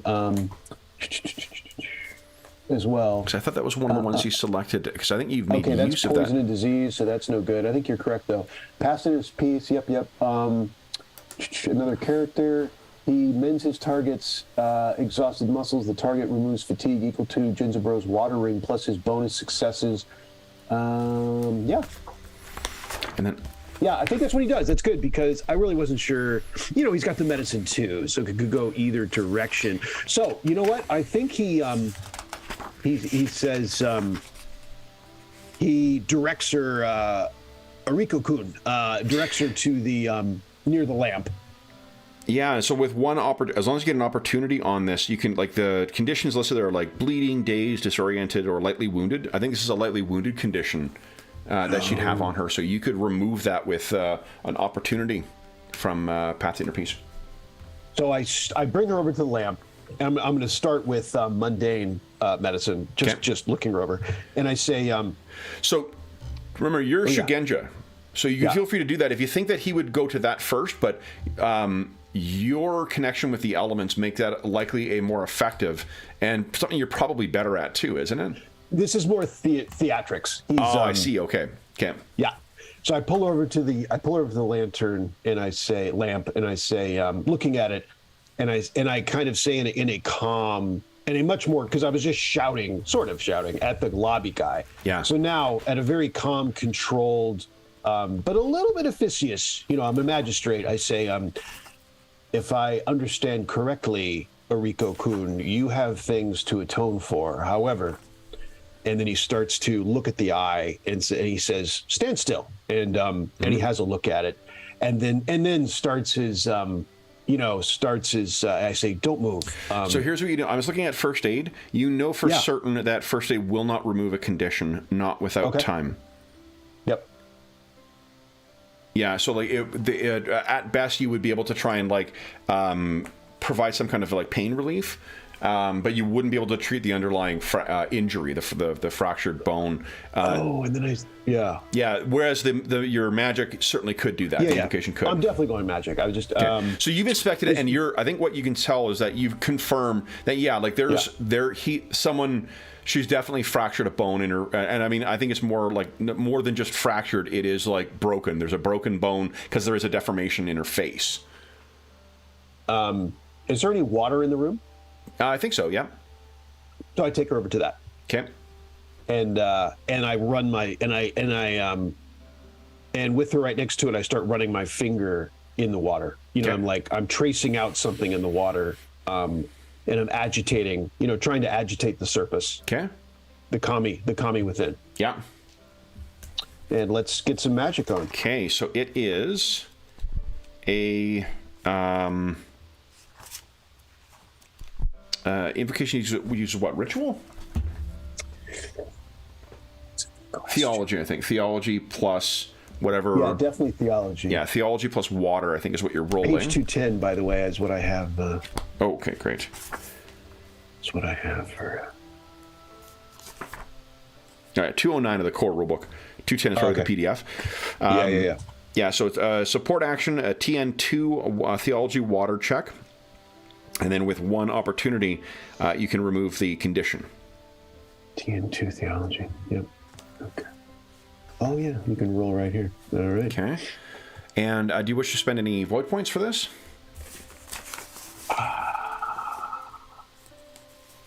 Gosh, I'm not sure I need one. I mean, I just need one opportunity, right?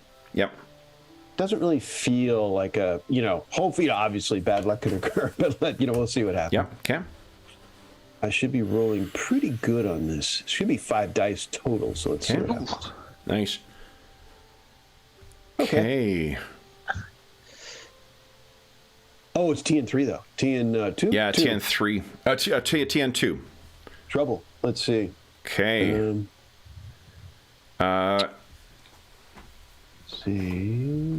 Not so much for that 5. Yeah, right. Let's see here. I don't think. Nah, not really. Not sure I can do anything about that. Reroll. Let's see. Yeah, you can. I think. I know. Yeah. Yeah, you can't just spend a reroll with void. Right. And I was looking at my advantages, disadvantages, but nothing really applies. No, I don't think there's anything that like travel and subtle observer are the ones that let you reroll. I think that if you take your time with it, so let's look at the opportunity you've got there, though. With water, what can you do with opportunity? Oh yeah, that's true. Remove strife from yourself. Spot a physical detail.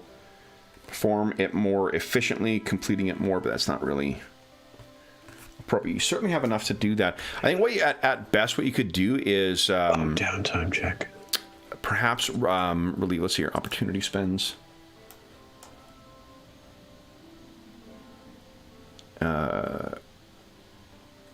Yeah. Move one range band. I'm out of here. Right. Downtime is not now, right? That's downtime is not now. No. Yep. But I mean, like, the opportunity spends are intended to be quite flexible. What were you thinking? Well, remove one fatigue. I think under conflict and martial skill examples, is that possible? I think that's fine. Yeah, like you're not. You're unfortunately not able to address the condition, but I think like the overall pain and swelling and whatnot, that will go down for it. So it's not set. And I think with your medicine skill, you'll be able to set it so that it will basically like it will take time for her to heal, but she will heal without disfigurement because of your what you've done. And she sort of in surprise touches her face and she says, "Thank you." Thank you. And I mean, her eyes are welling up with tears, and again, she drops to her knees and is abasing herself before you, or prostrating herself before you. Some Rokugan, some changes in your behavior are obviously required. And I look at her. You will set out to be honorable from this time. Is that right? So let's take a step back. Again, compassion, what do you think your character values more of the different values? Is it duty, which is to stay with the husband? And like your character, you'll know your character better than I. Yes, she has vows made vows to be with this individual. You would guess this is not the first time that he has abused her, given this person that you've met. There are likely other healed injuries on her that you have seen that is evidence of how he treats her otherwise. So the competing things are the duty to remain in a marriage and the compassion of effectively forcing someone to stay in a state of torture. Now, would Jinzaburo realize that she's likely to be a widow fairly soon anyway? There is that. So you can certainly talk about... He was focused more on she falling in with a wave man, which I'm not sure... I guess, it was her escape, but he probably is not crazy about that. It was his focus. But what do you... Okay, and that's fair. I mean... But, yeah, I mean, what you're choosing to do then is value... And it's perfectly fine. It makes sense in the context of that. But he would be valuing her honoring this thing. Let me ask you this. Do you think that she had any say in marrying this guy? I just don't know if Jinzaburo is going to get that involved. I mean, I think he feels compassionate. He is getting involved by telling her that she needs to be honorable and not conduct herself how she has been. You already are involving yourself. But I mean, yeah, but it's just how far beyond that. I don't know that he's, as far as being forced in marriage, whether he even's against that. I mean, whether, in the setting, whether that even strikes him to be against it. So that's fine. Like, again, it's understanding what your character's perspective would be, but what he's choosing to do is call out a specific, what he perceived as a shortcoming on her part without recognizing the bigger picture. So he's choosing what to call out as against her. And that's fine, given the setting and whatnot, too. I think more specifically, he might say, have nothing more to do with... you don't know who you do not know the full extent of who you've been involved with. She is crying and sobbing, and she says, "But he was a wonderful man."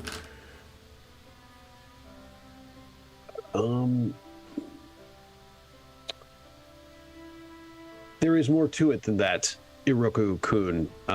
But in any event, you can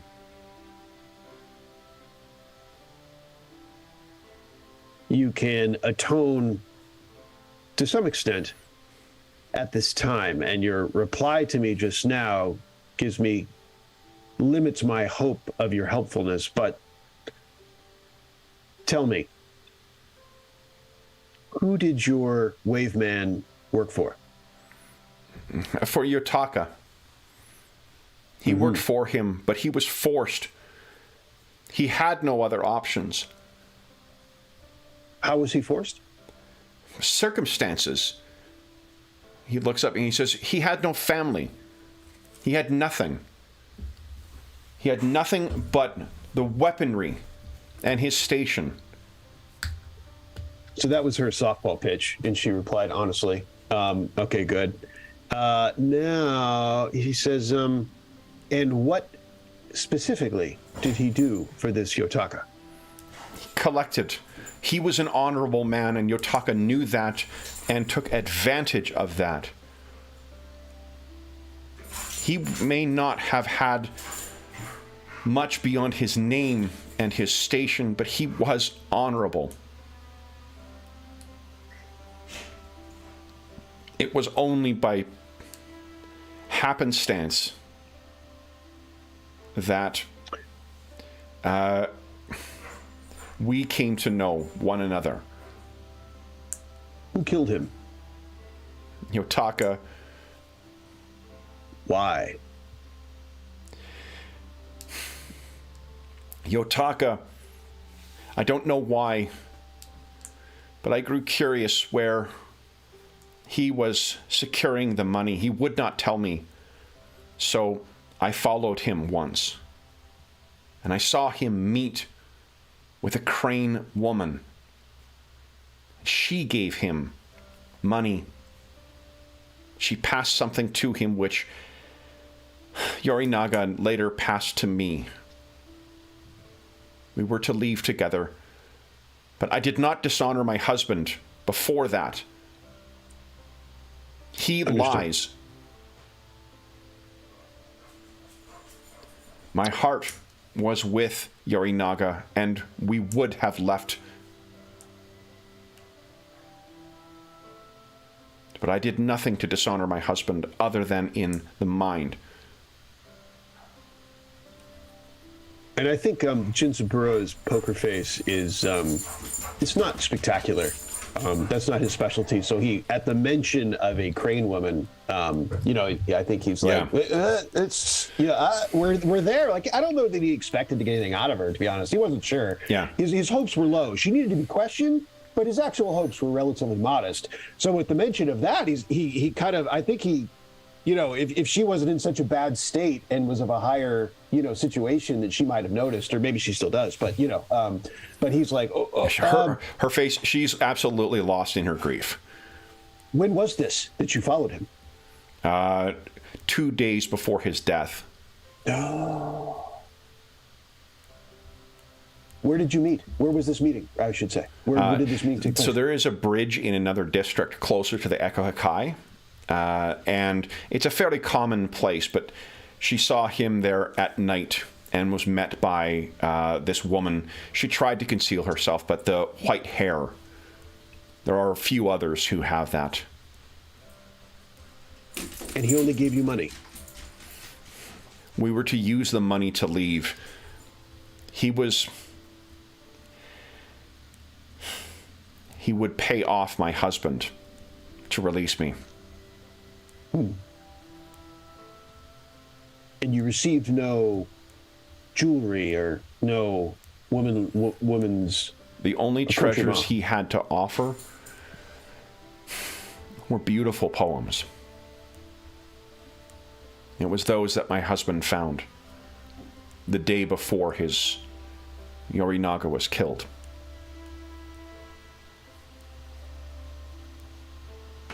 And you only followed the once. I needed to know what he was doing. If he was like my husband and took through violence, then there would be very little to be gained. I knew in my heart that was not the case, but I needed to know. Do you have a sense of how often he met her? The money came in regularly, once after the moon, after the change of the moon, once a month. And that only began when we first spoke of obliquely of a future together. And so, if I understand correctly, the money was received from this crane woman by order of Yotaka. Is that correct? She shakes her head. I do not think so. I think that Yorinaga saw it as his only opportunity to gain the money that would be needed for us to be free. But you believe Yotaka knew about it, no? Or no? I do not think he knew of it until my husband told him. And then Yotaka had my Yorinaga killed. I see. So this is not a matter of Yotaka was that most of the money went to Yotaka and your wave man took some. If he knew that he was, if he knew that Yorinaga, when he learned that Yorinaga was taking more than what he was instructed to.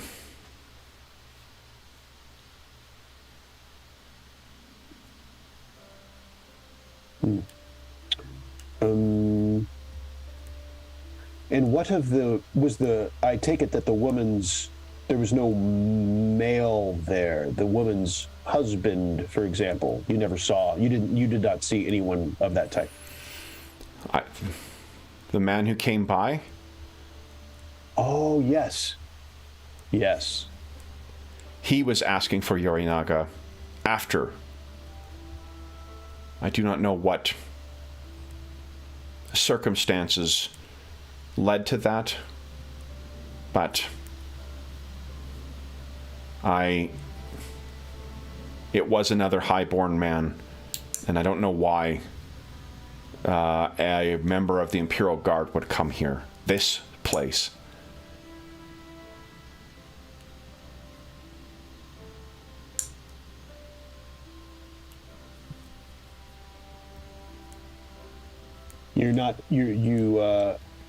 Did you have a sense of the highborn man's intent? I mean, like, was he angry? Was he...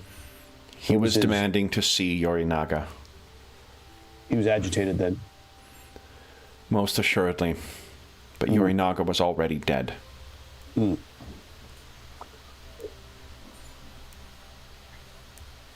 to think of anything else.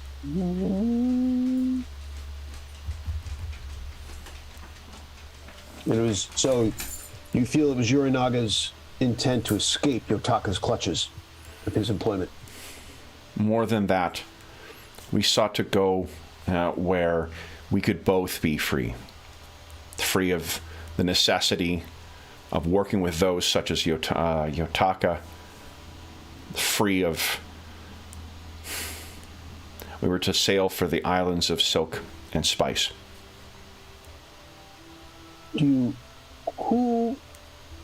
Since you spent some time with Yorinaga, are you aware of anyone he was close to? Another samurai, perhaps? He knew others. Wave men come in like their namesake. He crashed upon Oda Sanuchi and found himself indebted to Yotaka. Have you ever heard the name Kosaku? I know of Kosaku. Another underling. Someone who wished to serve Yotaka. And Yorinaga was not... They did not know each other, or that you know of? In passing. Yorinaga would not sully himself to one as low as... his position with Yotaka was one of necessity. Not by choice. Did you ever see a scorpion come here? Here? No. Have you ever heard the name Bayushi Rumika? That is a scorpion name. Yes. No.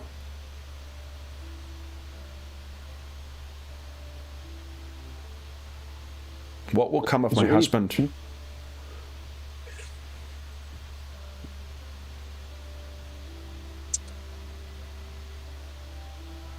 Difficult times lay ahead for your husband, I suspect. He is looked poorly upon by both the law and those who would break it. So I do not know what will ultimately befall him. Whether he will survive this, I don't know. I could not tell you. He is unfortunately, well, no, not in this case, the husband. He has crossed too many. His debts pile up.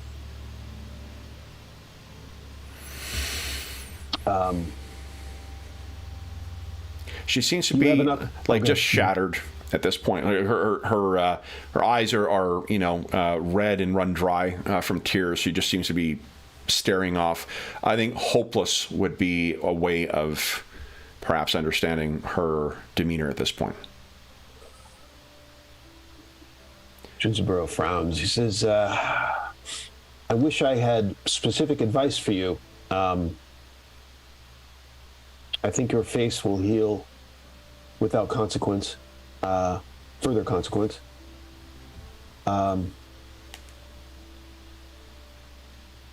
As best you can, perhaps look to make plans for the future in case your husband is not able to carry on like he did. She looks up, she says, what plans? He's called me out as an unfaithful wife. He owns nothing that he has here. This is all Yotaka's. And my Yorinaga is dead. I don't know if there's anything in the setting like a nunnery. I mean, there are definitely ways, you know, like, there's, I think if she doesn't have any other kind of support, I think it's because there isn't a stigma against suicide as in this setting as there is against others. In fact, in some cases, it's valued. If you wish to try and like give her some purpose or something like that, there's certainly, if she runs is involved with running an inn, she certainly has skills that could be used as a servant or something like that. You certainly do not need to do that, but if your character is feeling like he wants to throw a life raft to this person, that would be one way you could do that. It would not be unthinkable to have someone serving as a servant. I guess one thing to consider too, if the neighbors have seen you take her in and they know that she has been unfaithful because he can't keep his mouth fucking shut, the husband, and they would all be aware of how he's treating her. You mentioned the paper walls. It's probably that was not a. There's a way he got that information out of her. How do you think that the Scorpion or Yutaka would feel about her having spent a great deal of time talking to you? Yeah, I mean, I was trying to help with that by kicking the guy out, out of the lobby. That was part definitely. of the intent, but I'm realizing that's not necessarily 100% effective, but that was my intent. That was the idea. Yeah, I mean, like there are ways, if you wish to help her, there are ways to do that. If you leave her here, you've sort of figured out what her prospects are if he's cast out or if he's killed or something like that. Now, this is a problem, I imagine, just to take a step back, that Jinzaburo did not expect to be dealing with coming as an Emerald Magistrate, right? Right. I think he's idealistic enough still. He's not the grizzled 20 years later where he's like, there's too much. Tell me something. He's more idealistic. How does this compare to your experience with your family's marriage? Do you remember your mom just upped and disappeared at one point, right? And became a Togashi monk? I don't know if there's a direct parallel, but it's a similar thing where, in contrast to the trapped existence that this woman has, like because remember, your father never resented her or encouraged you guys to resent her either. She was following her destiny by becoming a monk of Togashi. So there perhaps is a contrast between that. Yeah. Your experience with freedom and seeing the limited prospects that this person enjoys. No question. He's idealistic enough that doesn't know maybe doesn't know any better. I'm thinking of modern times where a cop would say, leave it alone. Don't get too involved. Like there's going to be another dozen tomorrow. Yeah. Move on. Whereas the non-grizzled cops, like, what? Like wants to get involved. Wants to get his... and this is the... I think one of the interesting ways where you can think of the different, the tenets of Bushido. Of like what is it in your mind personally, like your clan has things they value, there's things in general that Bushido values. What does your character particularly value? Is it compassion, is it duty, is it sincerity? I think that so he's a mix of his clan and then what makes him iconoclastic, a bit of iconoclastic for his clan. Yep. And the fire ring is what makes him iconoclastic, and the void ring is his dragon. And so I think that this is where I think the more compassion and more Zen compassion of his clan is where it's kind of coming to the forefront with this woman's plight. And not for nothing, duty and loyalty are values that the Dragon Clan does not put a lot of importance on. Duty and loyalty. Yeah. Yep. He feels bad for her, and he's on the one hand he wants to help her, on the other hand he's not sure how. But Yeah, I mean, you have your partner you could draw on to. You have your sister you could draw on to. You could kick that can down the road, as it were, if you took her into custody, I think. Oh. First I'll ask her, do you have family that you could go to, a Rokugan? She shakes her head. My family is from a... they are from a village. So I take it you have no desire to return here. I mean, return to what you were doing. Return to your situation. Candidly, now. She looks up. I think she's not quite sure. Like, she's looking at you like a little shocked. Like the direct formality, you know, or not formality, but the direct question that you got. She looks a little scared, to be honest. If I'm to help you further, if I'm to address your situation further, it would probably be helpful to bring you in with me to the to remove you from the situation, because you're at some risk here. You're without your husband.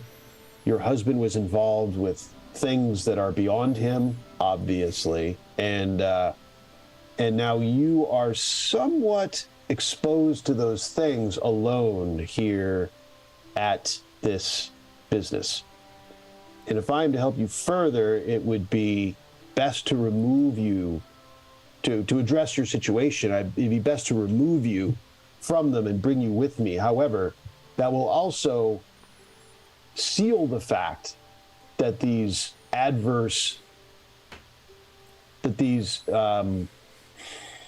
people that your husband should not have been involved with, it will draw more attention to you as well if I bring you with me to the precinct. She says in a pinched but flat kind of manner, I have nothing here. Very well. Come with me then. We are off to the precinct. Okay. Speak not to your husband, who we are about to join. Okay. She bows and puts her head down once again. So, Gorobe, unless there's anything you wish to ask of Utsu while he's with you, he's not going to say anything. He is a broken man at this point. And that's not why we're bringing him now. Yes. Now, do I have my Naginata with me? You tell me. Well, we were heading off to. Yeah, I don't think you did when you went to see your. Intimidating.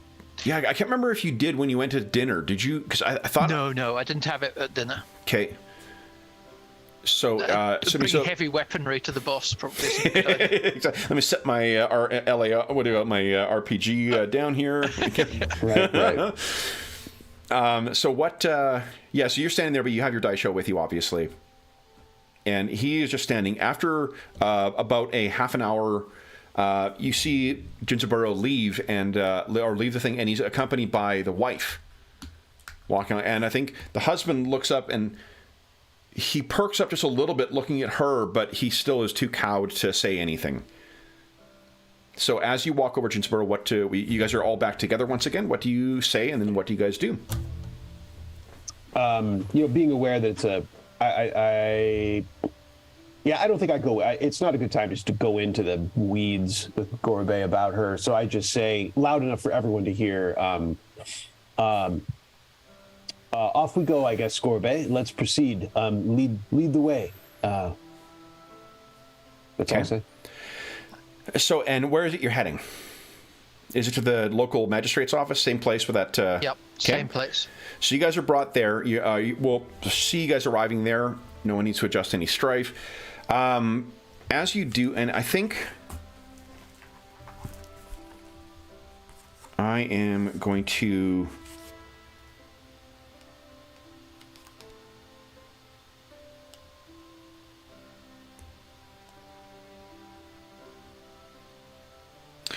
you will gain 3 honor, Jinsaburo, for your compassion. Okay. So you guys make your way to the what do you call it? To the Yuriki's office, and once again, this guy, and I've got his name down here. It is Udamara. So Udamara is, I think, if you guys do the same thing as you did before, knock on the door, he opens the door, and he looks terrified. You can see, like, there's also some, he's clearly beaten the shit out of some of his lieutenants in your absence for their failure to keep the other guy alive. You can see through to the back room, there still is a big blood stain that's been poorly cleaned up next to the big pillar where the where Ryobo had been secured. And he sees you both, and the color just drains from his face immediately, and he drops to his knees again as well. And he says, "Magistrate son, Magistrate, what can I do? How can I assist?"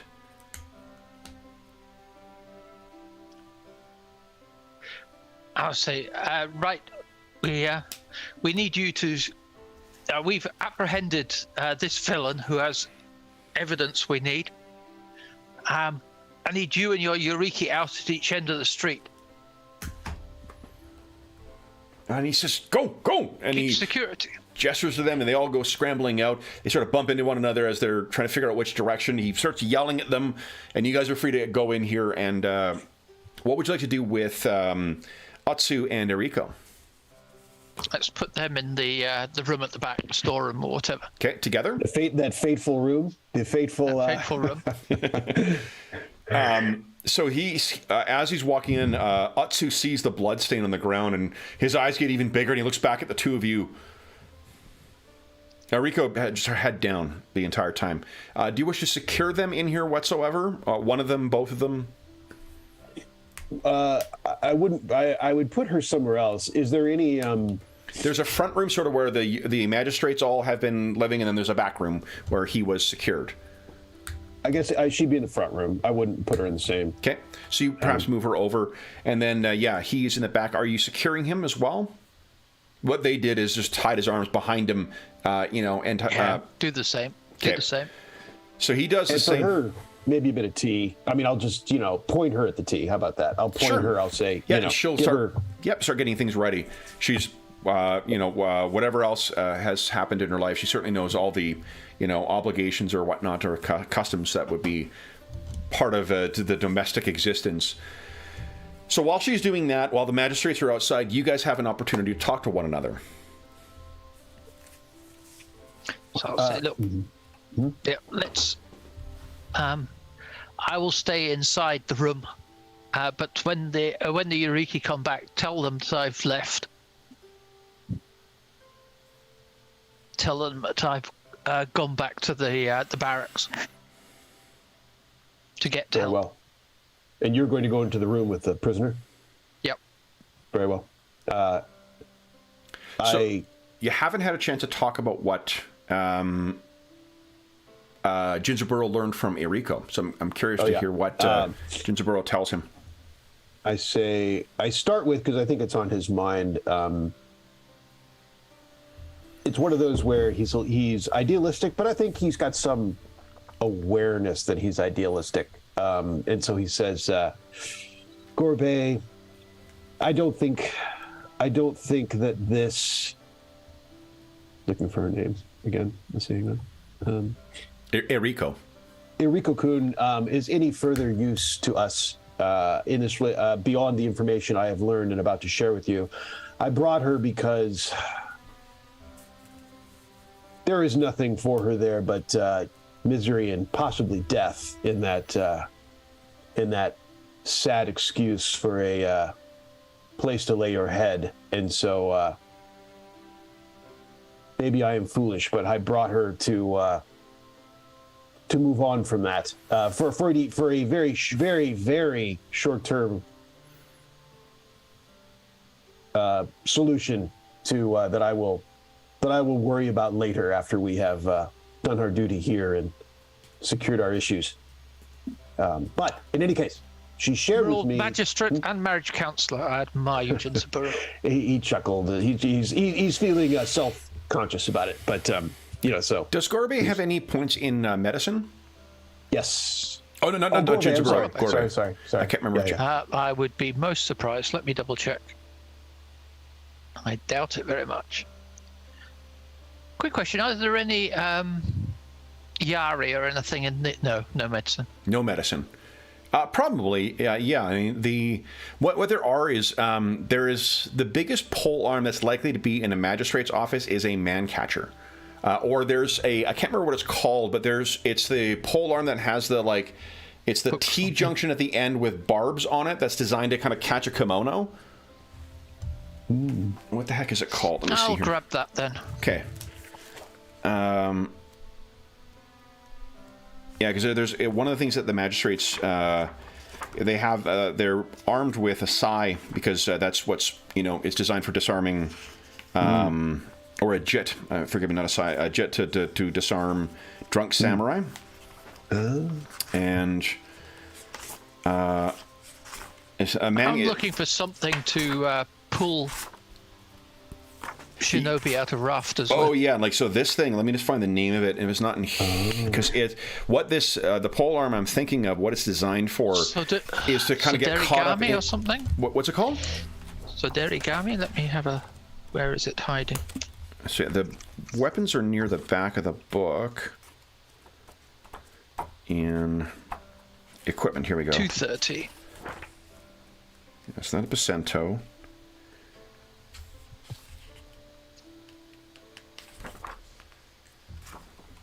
Let me see if it's in Emerald Empire. I know it's in. Hold on here. There we go. The original Oriental Adventures. Ah. And it is called.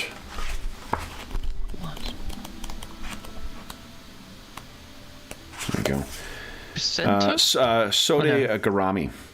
So, yeah. Sode Garami, and basically this is what it looks like. There we go. Sode Garami is that guy right there. You saw the little barbs and whatnot that's on there? Yep. What it's designed to do is to get caught up in the clothing and whatnot so that you can control a out of control samurai or drunk samurai or whatnot. Similar to the JIT, but a little safer to use because you're not having to get up close. Let's go with my camera. Come on, camera. There we go. Autofocus, buddy. And I think. Hold on. Where is it? Courts of Stone might have it. I can't. There are some new weapons that were introduced in each of the source books, and I can't remember if this is one that was introduced in here because of the pole arm use. Let me see here. Gear. In any event, I think we can use the same stats as a Yari for now, and I think it would probably grant one opportunity for any kind of grappling at a range. So if you were looking for something to, I didn't think of this when you suggested it, but if you were looking for something to sort of grab hold of someone and yank them down, that Sode Garami would be ideal for that. Yeah, because that's why I was asking about my Naginata, because that would have been used for poking people in rafters. But in lack of that, the Soderigami should do the trick. Yeah, and actually, for this thing too, pull him down. Exactly, you could instead of just attacking the person or hurting the thing, that's actually kind of grabbing and yanking down. So you find that. So forgive me, I interrupted. So you, Gorbe, Jinzaburo was in there for quite some time with that woman as well, and I think that with your automatic. Or with your advantage, what you would be able to notice is, for one, her face actually looks a little bit better than it did when you first saw it. And Jinzaburo has and tell me if I got this wrong, Sean, but I think he has a very different expression on his face than what you've... he runs hot and less hot at times. This may be the first time you've seen him genuinely conflicted. Is that fair to say? Yeah, because his combination is void and fire. Yeah. So, this brings him into the contemplation of void, where... Yeah. And he probably mentioned to you that he, as an aside, that he kicked out the guy in the lobby, just as part of telling that story, that he ordered him out before any communication with the woman transpired. Mm-hmm.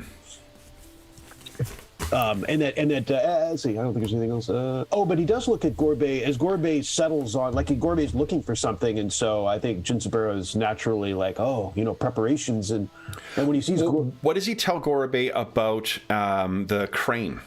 Oh yeah, I never got right, there. because you still so I interrupted you before you got there, and remember that you do have that lingering suspicion because of him telling you the half truth in the rickshaw ride out here. Let's see.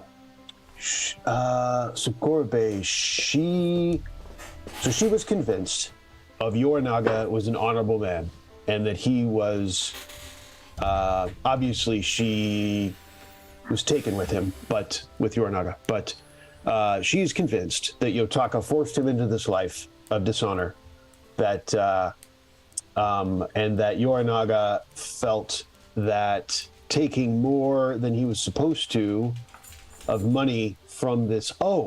She followed, so she wanted to know what exactly she was getting involved with, and actually followed him one night to a bridge in another district to one of his meetings, which she said happened regularly, at least once a month, probably once a month. And his eyes, I don't think Jinza Burroughs is good at intrigue. He's forced into intrigue. He's not good at it. So I don't think he's going to do any hocus pocus here. I mean, he just says, his eyes get wider in his excitement, and he says, she observed Yorinaga meeting with a crane woman with white hair unmistakable in the moonlight, who gave Yorinaga the coins that he passed to her to hide. And this happened regularly. And, she claims that he was forced into this, and that he felt it was Yorinaga's only option, and that they were going to leave together and leave this life forever, leave this life of dishonor forever. Let's see, did she say anything else? So Gorbei will look perplexed and concerned, and then say, so it looks as if Sepun Toyosa has been using his wife as the go-between. And everyone is using... Pregnant pause between the two of you. Blink, blink. Blink, blink. Sure. Jinsburo, I think would like... I think it's honestly the first time he would have thought of that, or that it would be legitimate, like totally legit, like and but there's a chance, I don't know if a roll or not is called for here to because he knows. I mean, his sister suggested it. He's thought of it. He's noted it a couple times. That seems a little suspicious, the ways that Gorbei puts it. You did get the suspicion from before, I think. But one thing you said that was interesting was that, how he's looking for a way to be, okay with Gorbei. So it could very well be, this could be a remaining tension among these two, is that you're not quite sure, you think he's telling the truth, but maybe, there's a reason to be suspicious. Yeah, I think because let's bear in mind, we know that Sepun Toyosa is intimately involved because Jinza Burroughs heard the innkeeper say the guy was round.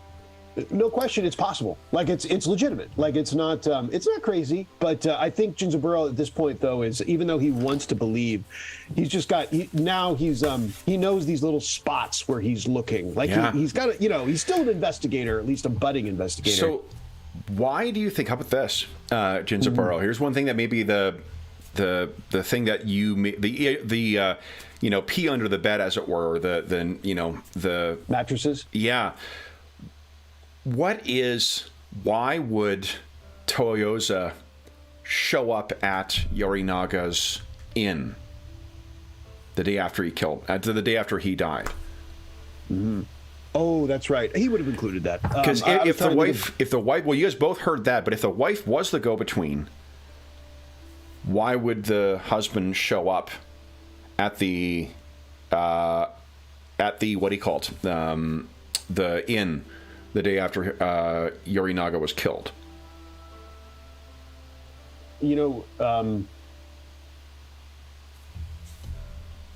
Yeah, which either, depending on which way Jinzaburo takes it, and he probably takes it straight ahead rather than so intriguish, but either he keeps that to himself, maybe he reserves that conflict to himself as a or he just said he blurts it. I think he probably more blurts it. He says, okay, but if that's the case, what is his objection the very next day, and wants to speak to apparently the man that he sent his wife to meet with? How does this connect? I mean, if you wanted to speak to the man, why send your wife the night before? You show up yourself and you have words with the man. Why look for him the next day? What is it? What are we missing? We don't know what's gone on between these two. There is more information here. And he seemed agitated. She said that he was agitated, and I think that we learned as much from our worthless Utsu, our worthless innkeeper Utsu, that the man was agitated, like something's off here. Either something changed between the moment the night before that he sent his wife to do a transaction, and then the next day returns agitated looking for the man, and he knew where the man was the night before. So why do this? Either something changed in those 12 hours or whatever it was, or we're misunderstanding the relationship altogether, that we're missing some information here for him to have come back to that hotel, that inn, agitated, urgently demanding to speak to the man. Something's off of what we understand, or something changed in those 12 hours. Maybe he found out something else that had gone on between his wife and the blackmailer. Maybe she told him something she shouldn't. Maybe he threatened something. We don't know. Maybe he hinted. Maybe he was increasing his demands. We need to have a word with her. I don't know any other way around it. We'll have to figure out how to question a Sepon's wife. However, I think we should worry less about the victims and more about the perpetrators. That is the point of being here. Don't the former lead us to the latter? Well, the whole point of coming here with the prisoners was to lure the Scorpion or the Shinobi out, no? Oh, indeed. I mean, I think that we obviously continue with that, but the wife... So let's cross bridges when we get to them, then, Jinzaburo. Well, just be thinking in the back of your mind, Gorbei, what the protocol is to speak to Sepon's wife, because she is going to be, I suspect, she will be far less good at this than her husband, at forestalling our questioning about an official matter that she seems to know far more about than we thought. But right you are. And then he taps the weapon or whatever Gorbei came up with and said, "Good thinking." And means that sincerely, like, "Oh, yes," and he didn't have a clue. I mean, I'm sure he's seen them, but he's like, "Oh, good call. That's solid." Yeah, like apart from, I mean, you've probably seen one of these before, but given the sort of rural nature of your life, I'm not sure it's a regular fixture of, because the Yuriki likely won't be playing as much of a regular presence in town. Like, it's like being a small town sheriff or something like that, right? Like, it's not a super busy job, as it were. You're more used to pitchforks and things like that. What was that? You're more used to pitchforks and shovels. Exactly. Well, and he also is not really looking forward to another roof chase with a shinobi. Is not really in his. That's not. He's not really. He's really not looking for round two if it could be avoided. So what's the plan for next? I guess. Well, first off, is there anything else you wish to share with Gorbei about the discussion you had with Eriko? Let's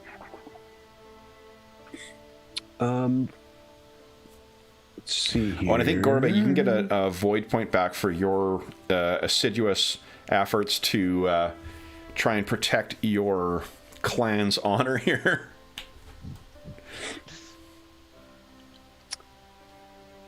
I think. Do we agree? I think so that we don't get before the end. I suggest that you, Gingerbreau, stand at the door, and when the Yoriki come back, as they inevitably will, you say that I've headed off, and I'll keep out of sight in the room, and you just don't let the Yoriki in. Okay, and I'll send them back out, I guess, as they complain about being out there for hours. I'll go back out with you. Out. Exactly, because we can't trust these guys not to tell. Yeah.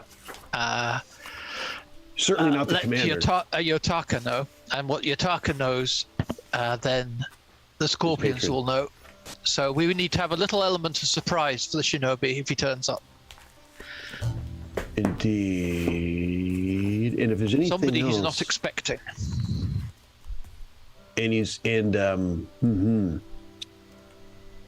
Yes, and that's a good idea with your polearm there, Gorobe. I don't know. I wonder if there's anything else we can do. Do you think there's any wisdom, for example, in the darkness now, before the Shinobi could possibly react, to sneaking up to the roof and possibly loosening, and not really knowing, Kevin, exactly what this roof is like, but loosening a few shingles, Gorobe, a few tiles near the opening? That's a good idea. Where we think he might return?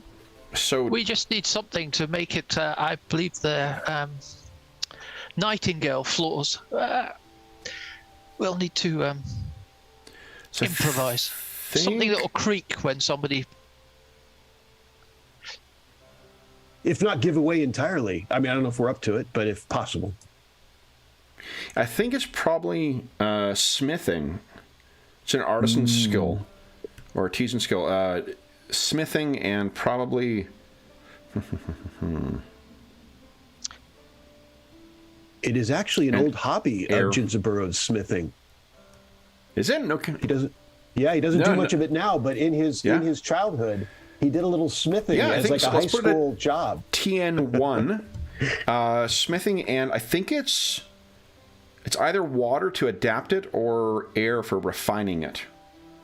I mean, and if you're trying to invent is a new piece from raw materials, if you're trying to not just loosen but create some kind of trap or something like that, I think that would be a higher target number. So you'd be trading off a higher target number for it be a more advantageous ring, fire, or you could use either water or air.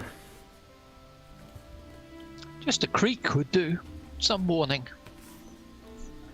So a creak would be the lower, and then if it were to give way, that'd be a higher, right? Is that what you just said? No, so to loosen it to give way is probably the TN1. Okay. To make it like a trap of some kind, like for it to completely give way, like try and trip the person, that would be a TN2. So I am tempted to, and what did you say about the rings again? Sorry, Kev. So the fire ring is the one to create the trap, because you're actually you're creating something with it.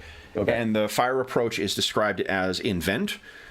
Adapt is the water one, or refine is the air one. I think either of those would describe what you were trying to do, of make it make noise or make it just, I mean, it was Jinzaburo's idea with the trap. I think he's... And he's kind of fiery, so I think, and smithing was his growing up. That was his job. His father put him to smithing. Yep. He has rank 1, so yeah.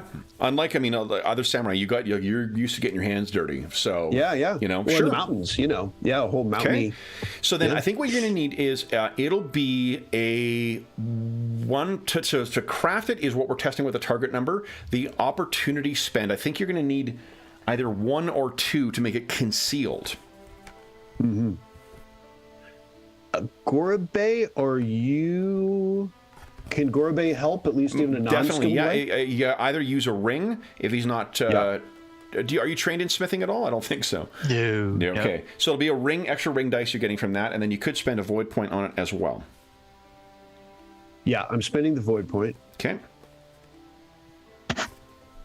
Void point's a ring, right? That's a ring. Adds a It's a ring. ring dice, yes. Yeah, extra Ring die. rolled and kept ring dice. So you're having 2 extra ring dice on this. Okay. Yeah. And target number Okay. 2.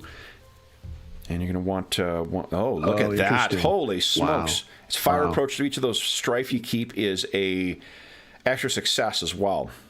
Keep up to 5. Whoa. How'd that happen? Did I do that wrong? Well, your fire ring is a 3. You have 2 extra ring dice and 1 skill dice. So no, that's right. Oh, that's how it happened. Yeah. Yeah. It just didn't look right with the keep 5. Keep 5. Yeah. That's nonsense. That can't be right. You guys are going to preview of higher ranks already. Right. Which of those do you want to keep? Wow. I mean, you know, it really comes down to an opportunity without strife, an opportunity with strife. I don't know. He's strifey, and he's so low right now. I think he was going to Fire approach, it converts to a success as well. So. Oh, right. Yeah. So I was already going to do it before that. So I'm just going to take the strife. Bring Sure. it. So it's just all the all the ring dice Yes. you're keeping. So give us Yes. one more ring dice roll from that exploding one. All right. Let's see. That's 1, 2, 3, 4, 5, 6, 7, 8. 8 successes from it. So I think what you can safely say is that every possible approach is in some way trapped. And is the trap for it to give way or to give warning or both? Both. Okay. I think I said trap, and Gorbei said, well, you know, it needs to creak. And so, you know, we came to a, you know, it was a Well, a collaboration. trap. Yeah. I was going Okay. more modest, but if you, And what is the trap? What do you think it's going to do? Is it going to make the person fall off the roof? So they know in there. Is it going to make give way so the roof collapses underneath them? What are you thinking? What I was picturing was not really knowing necessarily, you know, the intimate details of the roof, but you know, let's say if it was just Let's making this assume it up, looks you know, kind of if it like one of these guys here. yeah. This is my long game for using this picture. Kev, couldn't you give us a Yeah. better street view? Nah, don't you worry. This is my Chekhov's roof. This is going to be a campaign of roof chases, my friends. Yeah. So whatever so something slides off. You know, something slides and brings him right to Gorbei. So he's just coming right at Gorbei now. So from the Gorbei's be falling. inside. So are you setting the trap for inside so that he'll slip and fall into the Inside. room?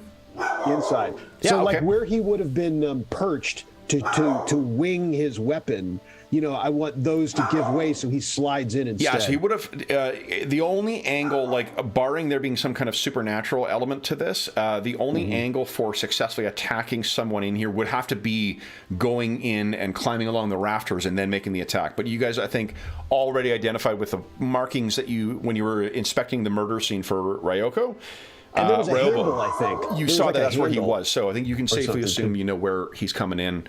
All right, so that's a great. That's in place. I think you still have one opportunity left over from that. You are gaining 5 strife from this. Yes. Hang on a second. What do you want to do with that Where's my- opportunity? Let me get the strife taken care of here. Back up to a more we go. comfortable level now. Yeah, that was just getting ridiculous. It was so low before. Okay, fire. Ooh.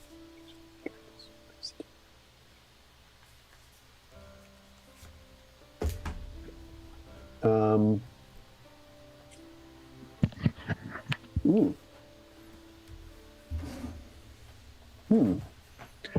I could. Let's see. That's kind of interesting.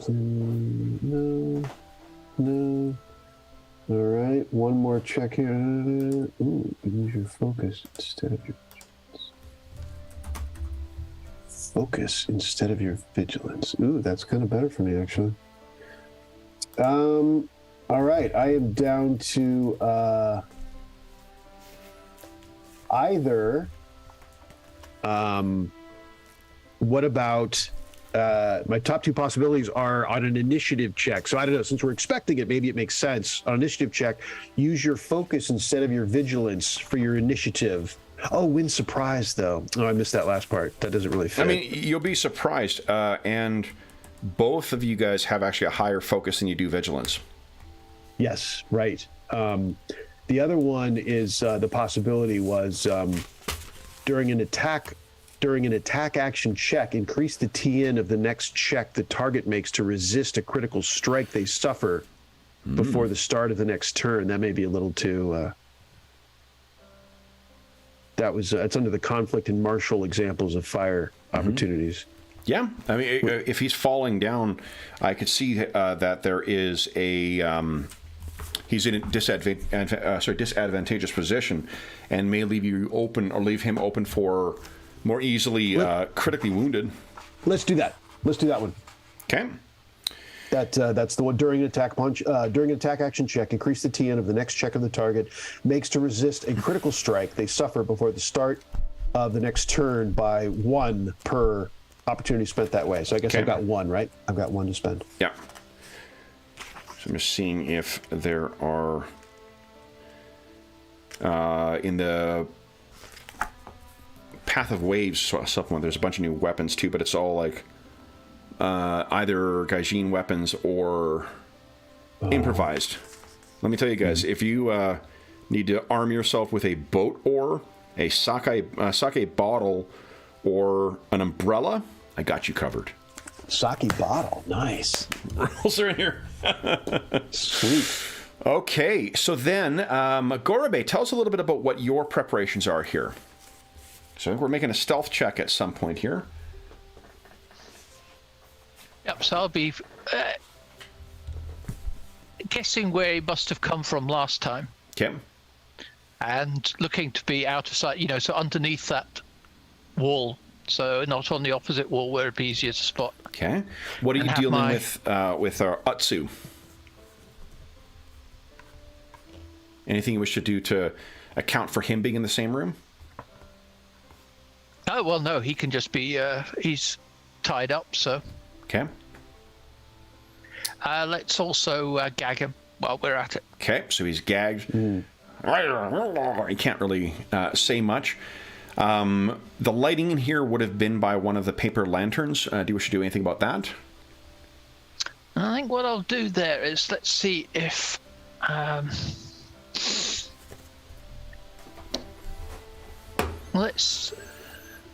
Can I block off somehow? There must be something where I can dim out the side of the lantern that's facing me. Yeah, I think you could probably... get some extra paper or just something to you can even do is just block place off the light on that side. Yeah, you could place it in front of there's boxes and stuff around here too. You could easily just place the lantern in such a way so it lights only part of the room. And so it lights the rest, but the part that I'm sitting is in heavy shadow. Great. Okay. So I think I'm going to make sure I don't look at it. Yeah. Page 169 of the book has almost like a perfect artwork of a shinobi looking down from the roof. I will point out, but besides that. Yes. Yeah, that's awesome. Even with the dragon clay, or no, that well, it looks kind of dragony, right? Yeah. Just I'll hold this for those listening at home. There we go. Perfect. Yeah, that's awesome. Okay, so then for those... Oh, camera's screwed up again. So then, let's see here. Gorobe, I think then that will bring it down to a 2. So your target number is going to be a 2 for a successful hiding place. So this will be then stealth... Or skullduggery, sorry. Not stealth. Wait, is there stealth? No. Yeah, skullduggery and... Yeah. Let's see here.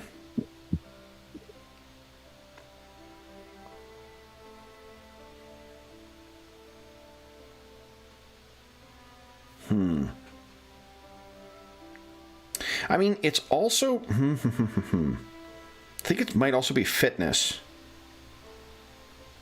Because, like, it's not... any kid knows how to try and hide, right? So, like, it's a common sense thing that all of us sort of grow up with. And I don't think there's a particular... Yeah, it's probably skullduggery. And then probably skullduggery and air, I think, is the most... Air is your sort of sneaky, deceptive type of thing.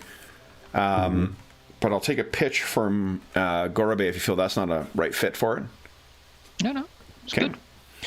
And incidentally, the only reason it's as high, the target number is as high as it is to reflect the skill of the shinobi. You brought that down from a much higher this guy goes in expecting, or gal, or whoever, goes in expecting an ambush in all circumstances. So you could spend Void Point on this as well.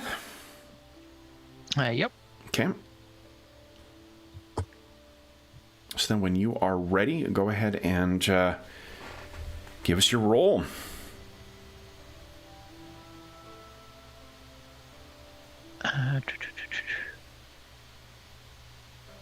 Nice.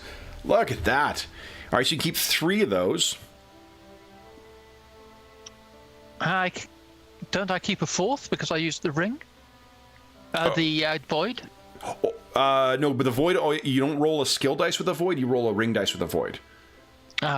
Is your air a 3? Was your air a 2?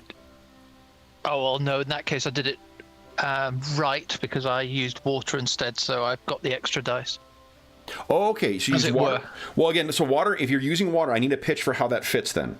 Because water is exchange listed under... No, but then that means I didn't add a ring dice, so this effectively did add a ring dice to air. Perfect. And you have 2 points of skullduggery? 2 ranks? Oh, no, shit, no. It's the 1.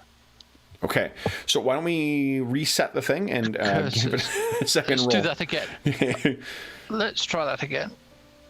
So add an extra ring dice because of your void point spent.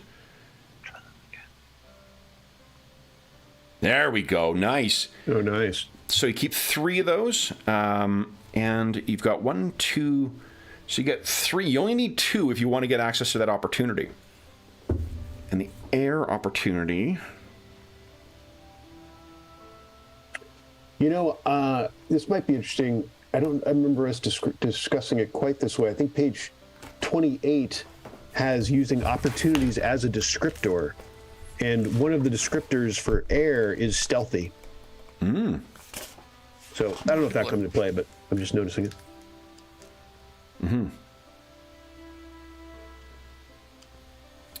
So let's see here, what, if there's anything of particular interest in this for air.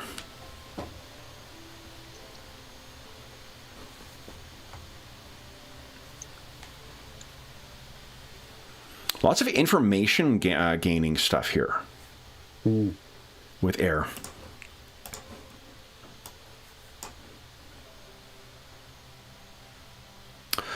Ooh. Would that Go ahead, James. a feint to lure opposing force into a position of vulnerability? Martial approaches? Yeah. Because this is a Which one is that? It's in the martial skills. Now I know that this isn't, I'm using skullduggery, but it is in the context of trying to kill this individual. Yeah. Which one is it? Which ring though is it attached It's to? got air.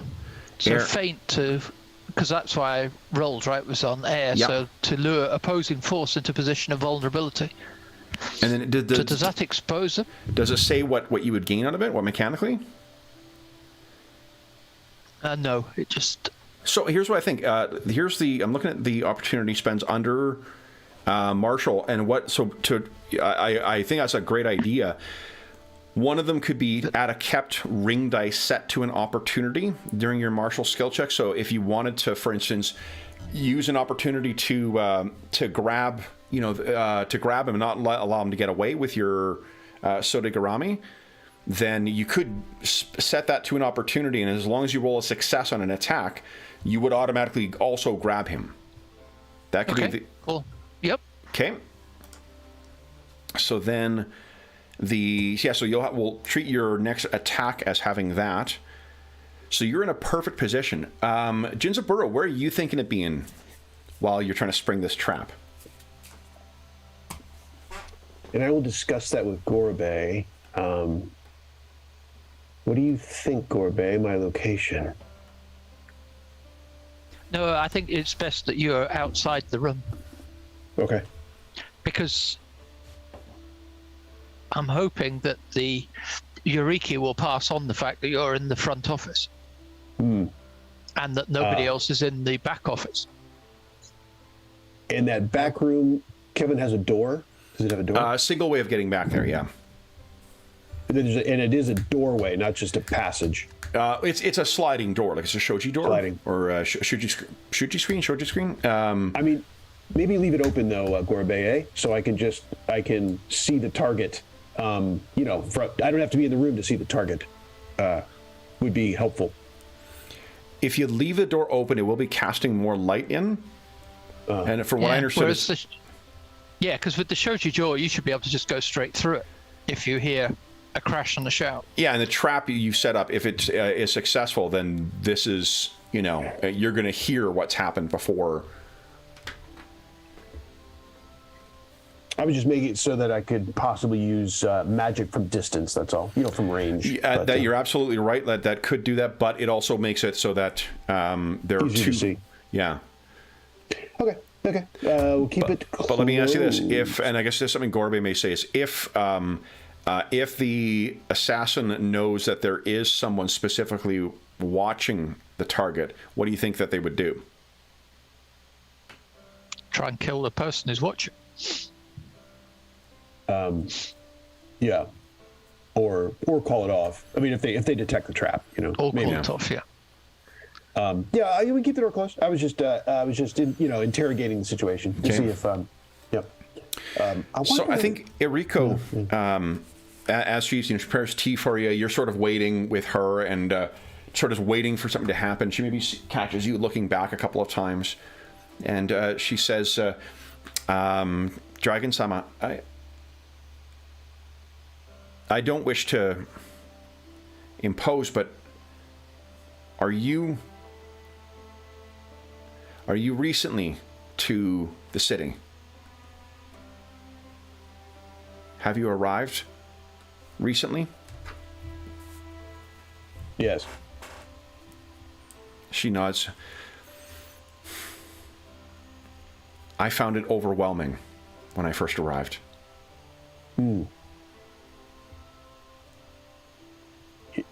It does not match where I am from in the mountains of...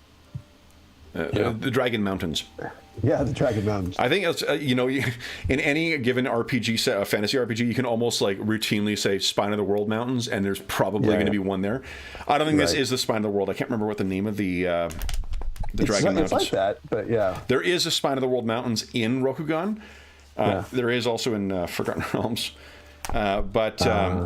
That's why I'm laughing at it. It's in a bunch of different settings, but I think it's called Barrier Mountains. Anyway, not important for right now. But the Dragonlands is what you would know. The Dragonlands are all in mountains. Yeah. So I say, from where I'm from, in the mountains of the Dragon Clan. Indeed. Is it quiet where you were from? Oh, very quiet, except for the soothing sounds of nature. She nods. The village I grew up in was much like that. Very quiet. Indeed. Interesting. Well, I found, maybe that... if you wish, when I first moved here, someone told me to keep a cricket in a box. And I found that reminded me of my home, and I found sleeping much easier. I will keep that in mind. It sounds meditative. She bows. I found, and she reaches into her robe and comes out, and you realize it was effectively their bedroom is where you took her. She must have grabbed this, when she realized she was coming with you, and she hands over to you a little lacquered box. It's not fancy or anything like that. It's just a very functional thing. But you can see that there is a small cricket within there. And she says, "I have very little to thank you with. I hope you would not be offended by this modest gift. You are newer to the city than I." Does the I don't know if it's samurai. Probably samurai. Samurai protocol of refusing it twice apply to someone below your station. It depends on whether you wish to show. If you accept it right away, you can accept gifts right away. It's just that often. It's how much not courtesy, but like how much formality you want to show her. And do I think she would be aware of such a thing? Probably, yeah. Okay. Because that cuts across all like it's just polite manners, across Rokugan. Riko-kun, I mean, this is one of your important possessions. I should not take such a thing from you. She gives a bit of a small smile. She says, "I am not the girl who moved here any longer. I would be honored if it would offer any assistance to you." Are you sure you'll be able to sleep without it? I would not want to cause you sleepless nights by taking this important tool of meditative sleep from you. She thinks, she says, "I will rest easier knowing that it offers you some modicum of comfort, if it can." Dragon-sama. Well, very well. I accept. My thanks. This will remind me of my mountain home. I'm not sure I have a place to put it. I say, if you would you just keep an eye on it for me while we finish this situation? I will. And at that, you hear a crash from the other room. And we'll see what happens there in 4 weeks' time. So for those listening at home, first off, thank you so much for joining us for Chapter 9 of the Lament for Lovers and Liars campaign or adventure. We would be back in 2 weeks' time, but I will be on vacation at that point. So we're not going to be back to this campaign for another 4 weeks, but we will be back then to play Chapter 10 of the Lament for Lovers and Liars. Until then, we hope, first off, as is always the case, first off, let's award XP here, guys. Outstanding role-playing today, guys. That was fucking great. You navigated the difficulty of disparity of information between the two characters really, really well. And you role-played up your characters' obligations and whatnot just terrifically, too. So thanks very much for that. Where's advancement? Here we go. So I think for today, I always get screwed up with how much is the reasonable amount between Witcher and today, because it's always Witcher one day before and then this the day afterwards. Oh, yeah.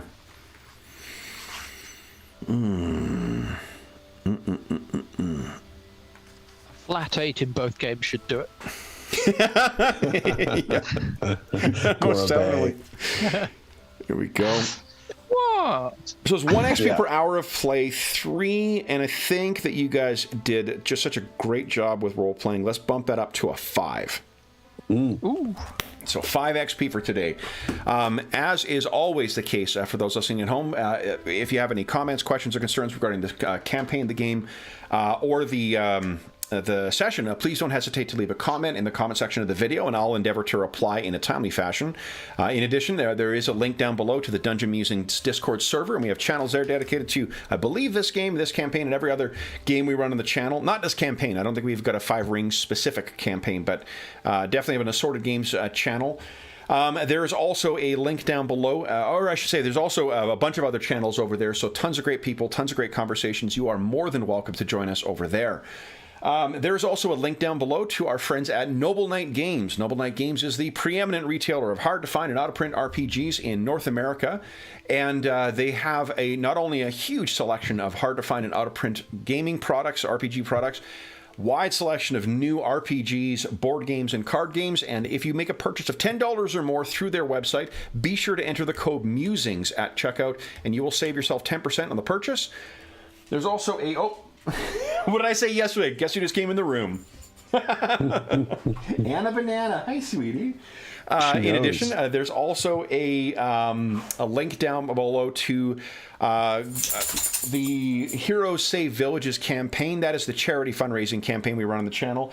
It benefits the SOS Children's Villages International Charity, a really terrific organization active in over 130 countries, benefiting over 80,000 orphan and abandoned children, including ongoing relief efforts in Ukraine and the surrounding countries at the time of recording. All donations that go through that link go directly to SOS Children's Villages International. None of it comes to the channel or any other middleman. It just goes to benefit the kids who benefit from those activities. And as small ways of saying thank you for one, every $25 Canadian that you donate will give you one chance to win, hi Goober, the grand prize or one of the other great prizes in the next charity raffle. Our next charity raffle will be in December of 2022. And for every $25 Canadian gives you one chance to win one of the prizes or one of the other, the grand prize or one of the other great prizes. If you want to see what was awarded in our last raffle, head on over to the Dungeon Musing Discord server's Charity Initiatives channel. You'll see what we awarded last time. And then in addition to that, if you've donated since June 15, 2022 in any amount, then you will have a chance to vote in our next charity raffle, charity session. Our next charity session will be returning to a channel favorite, Modiphius Entertainment's outstanding Conan Adventures in an Age Undreamed Of.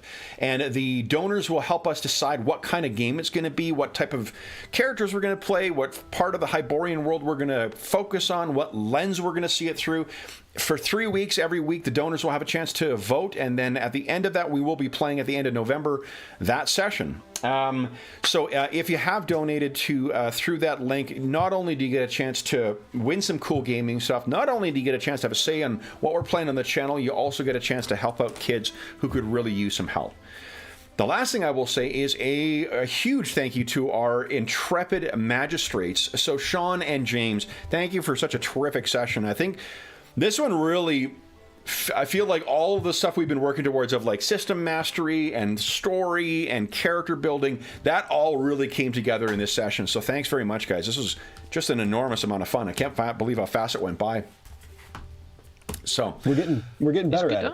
Most definitely, yeah. Then, for those listening at home, we will be back with what might be the final chapter of the Lament for Lovers and Liars in 4 weeks' time. But until then, we hope that we gave you a few hours to take your mind off of the troubles of our world and think about the troubles that our magistrates are uncovering in the seedy back streets of Otis Anucci. And until we see you again, stay safe, stay healthy, and happy gaming.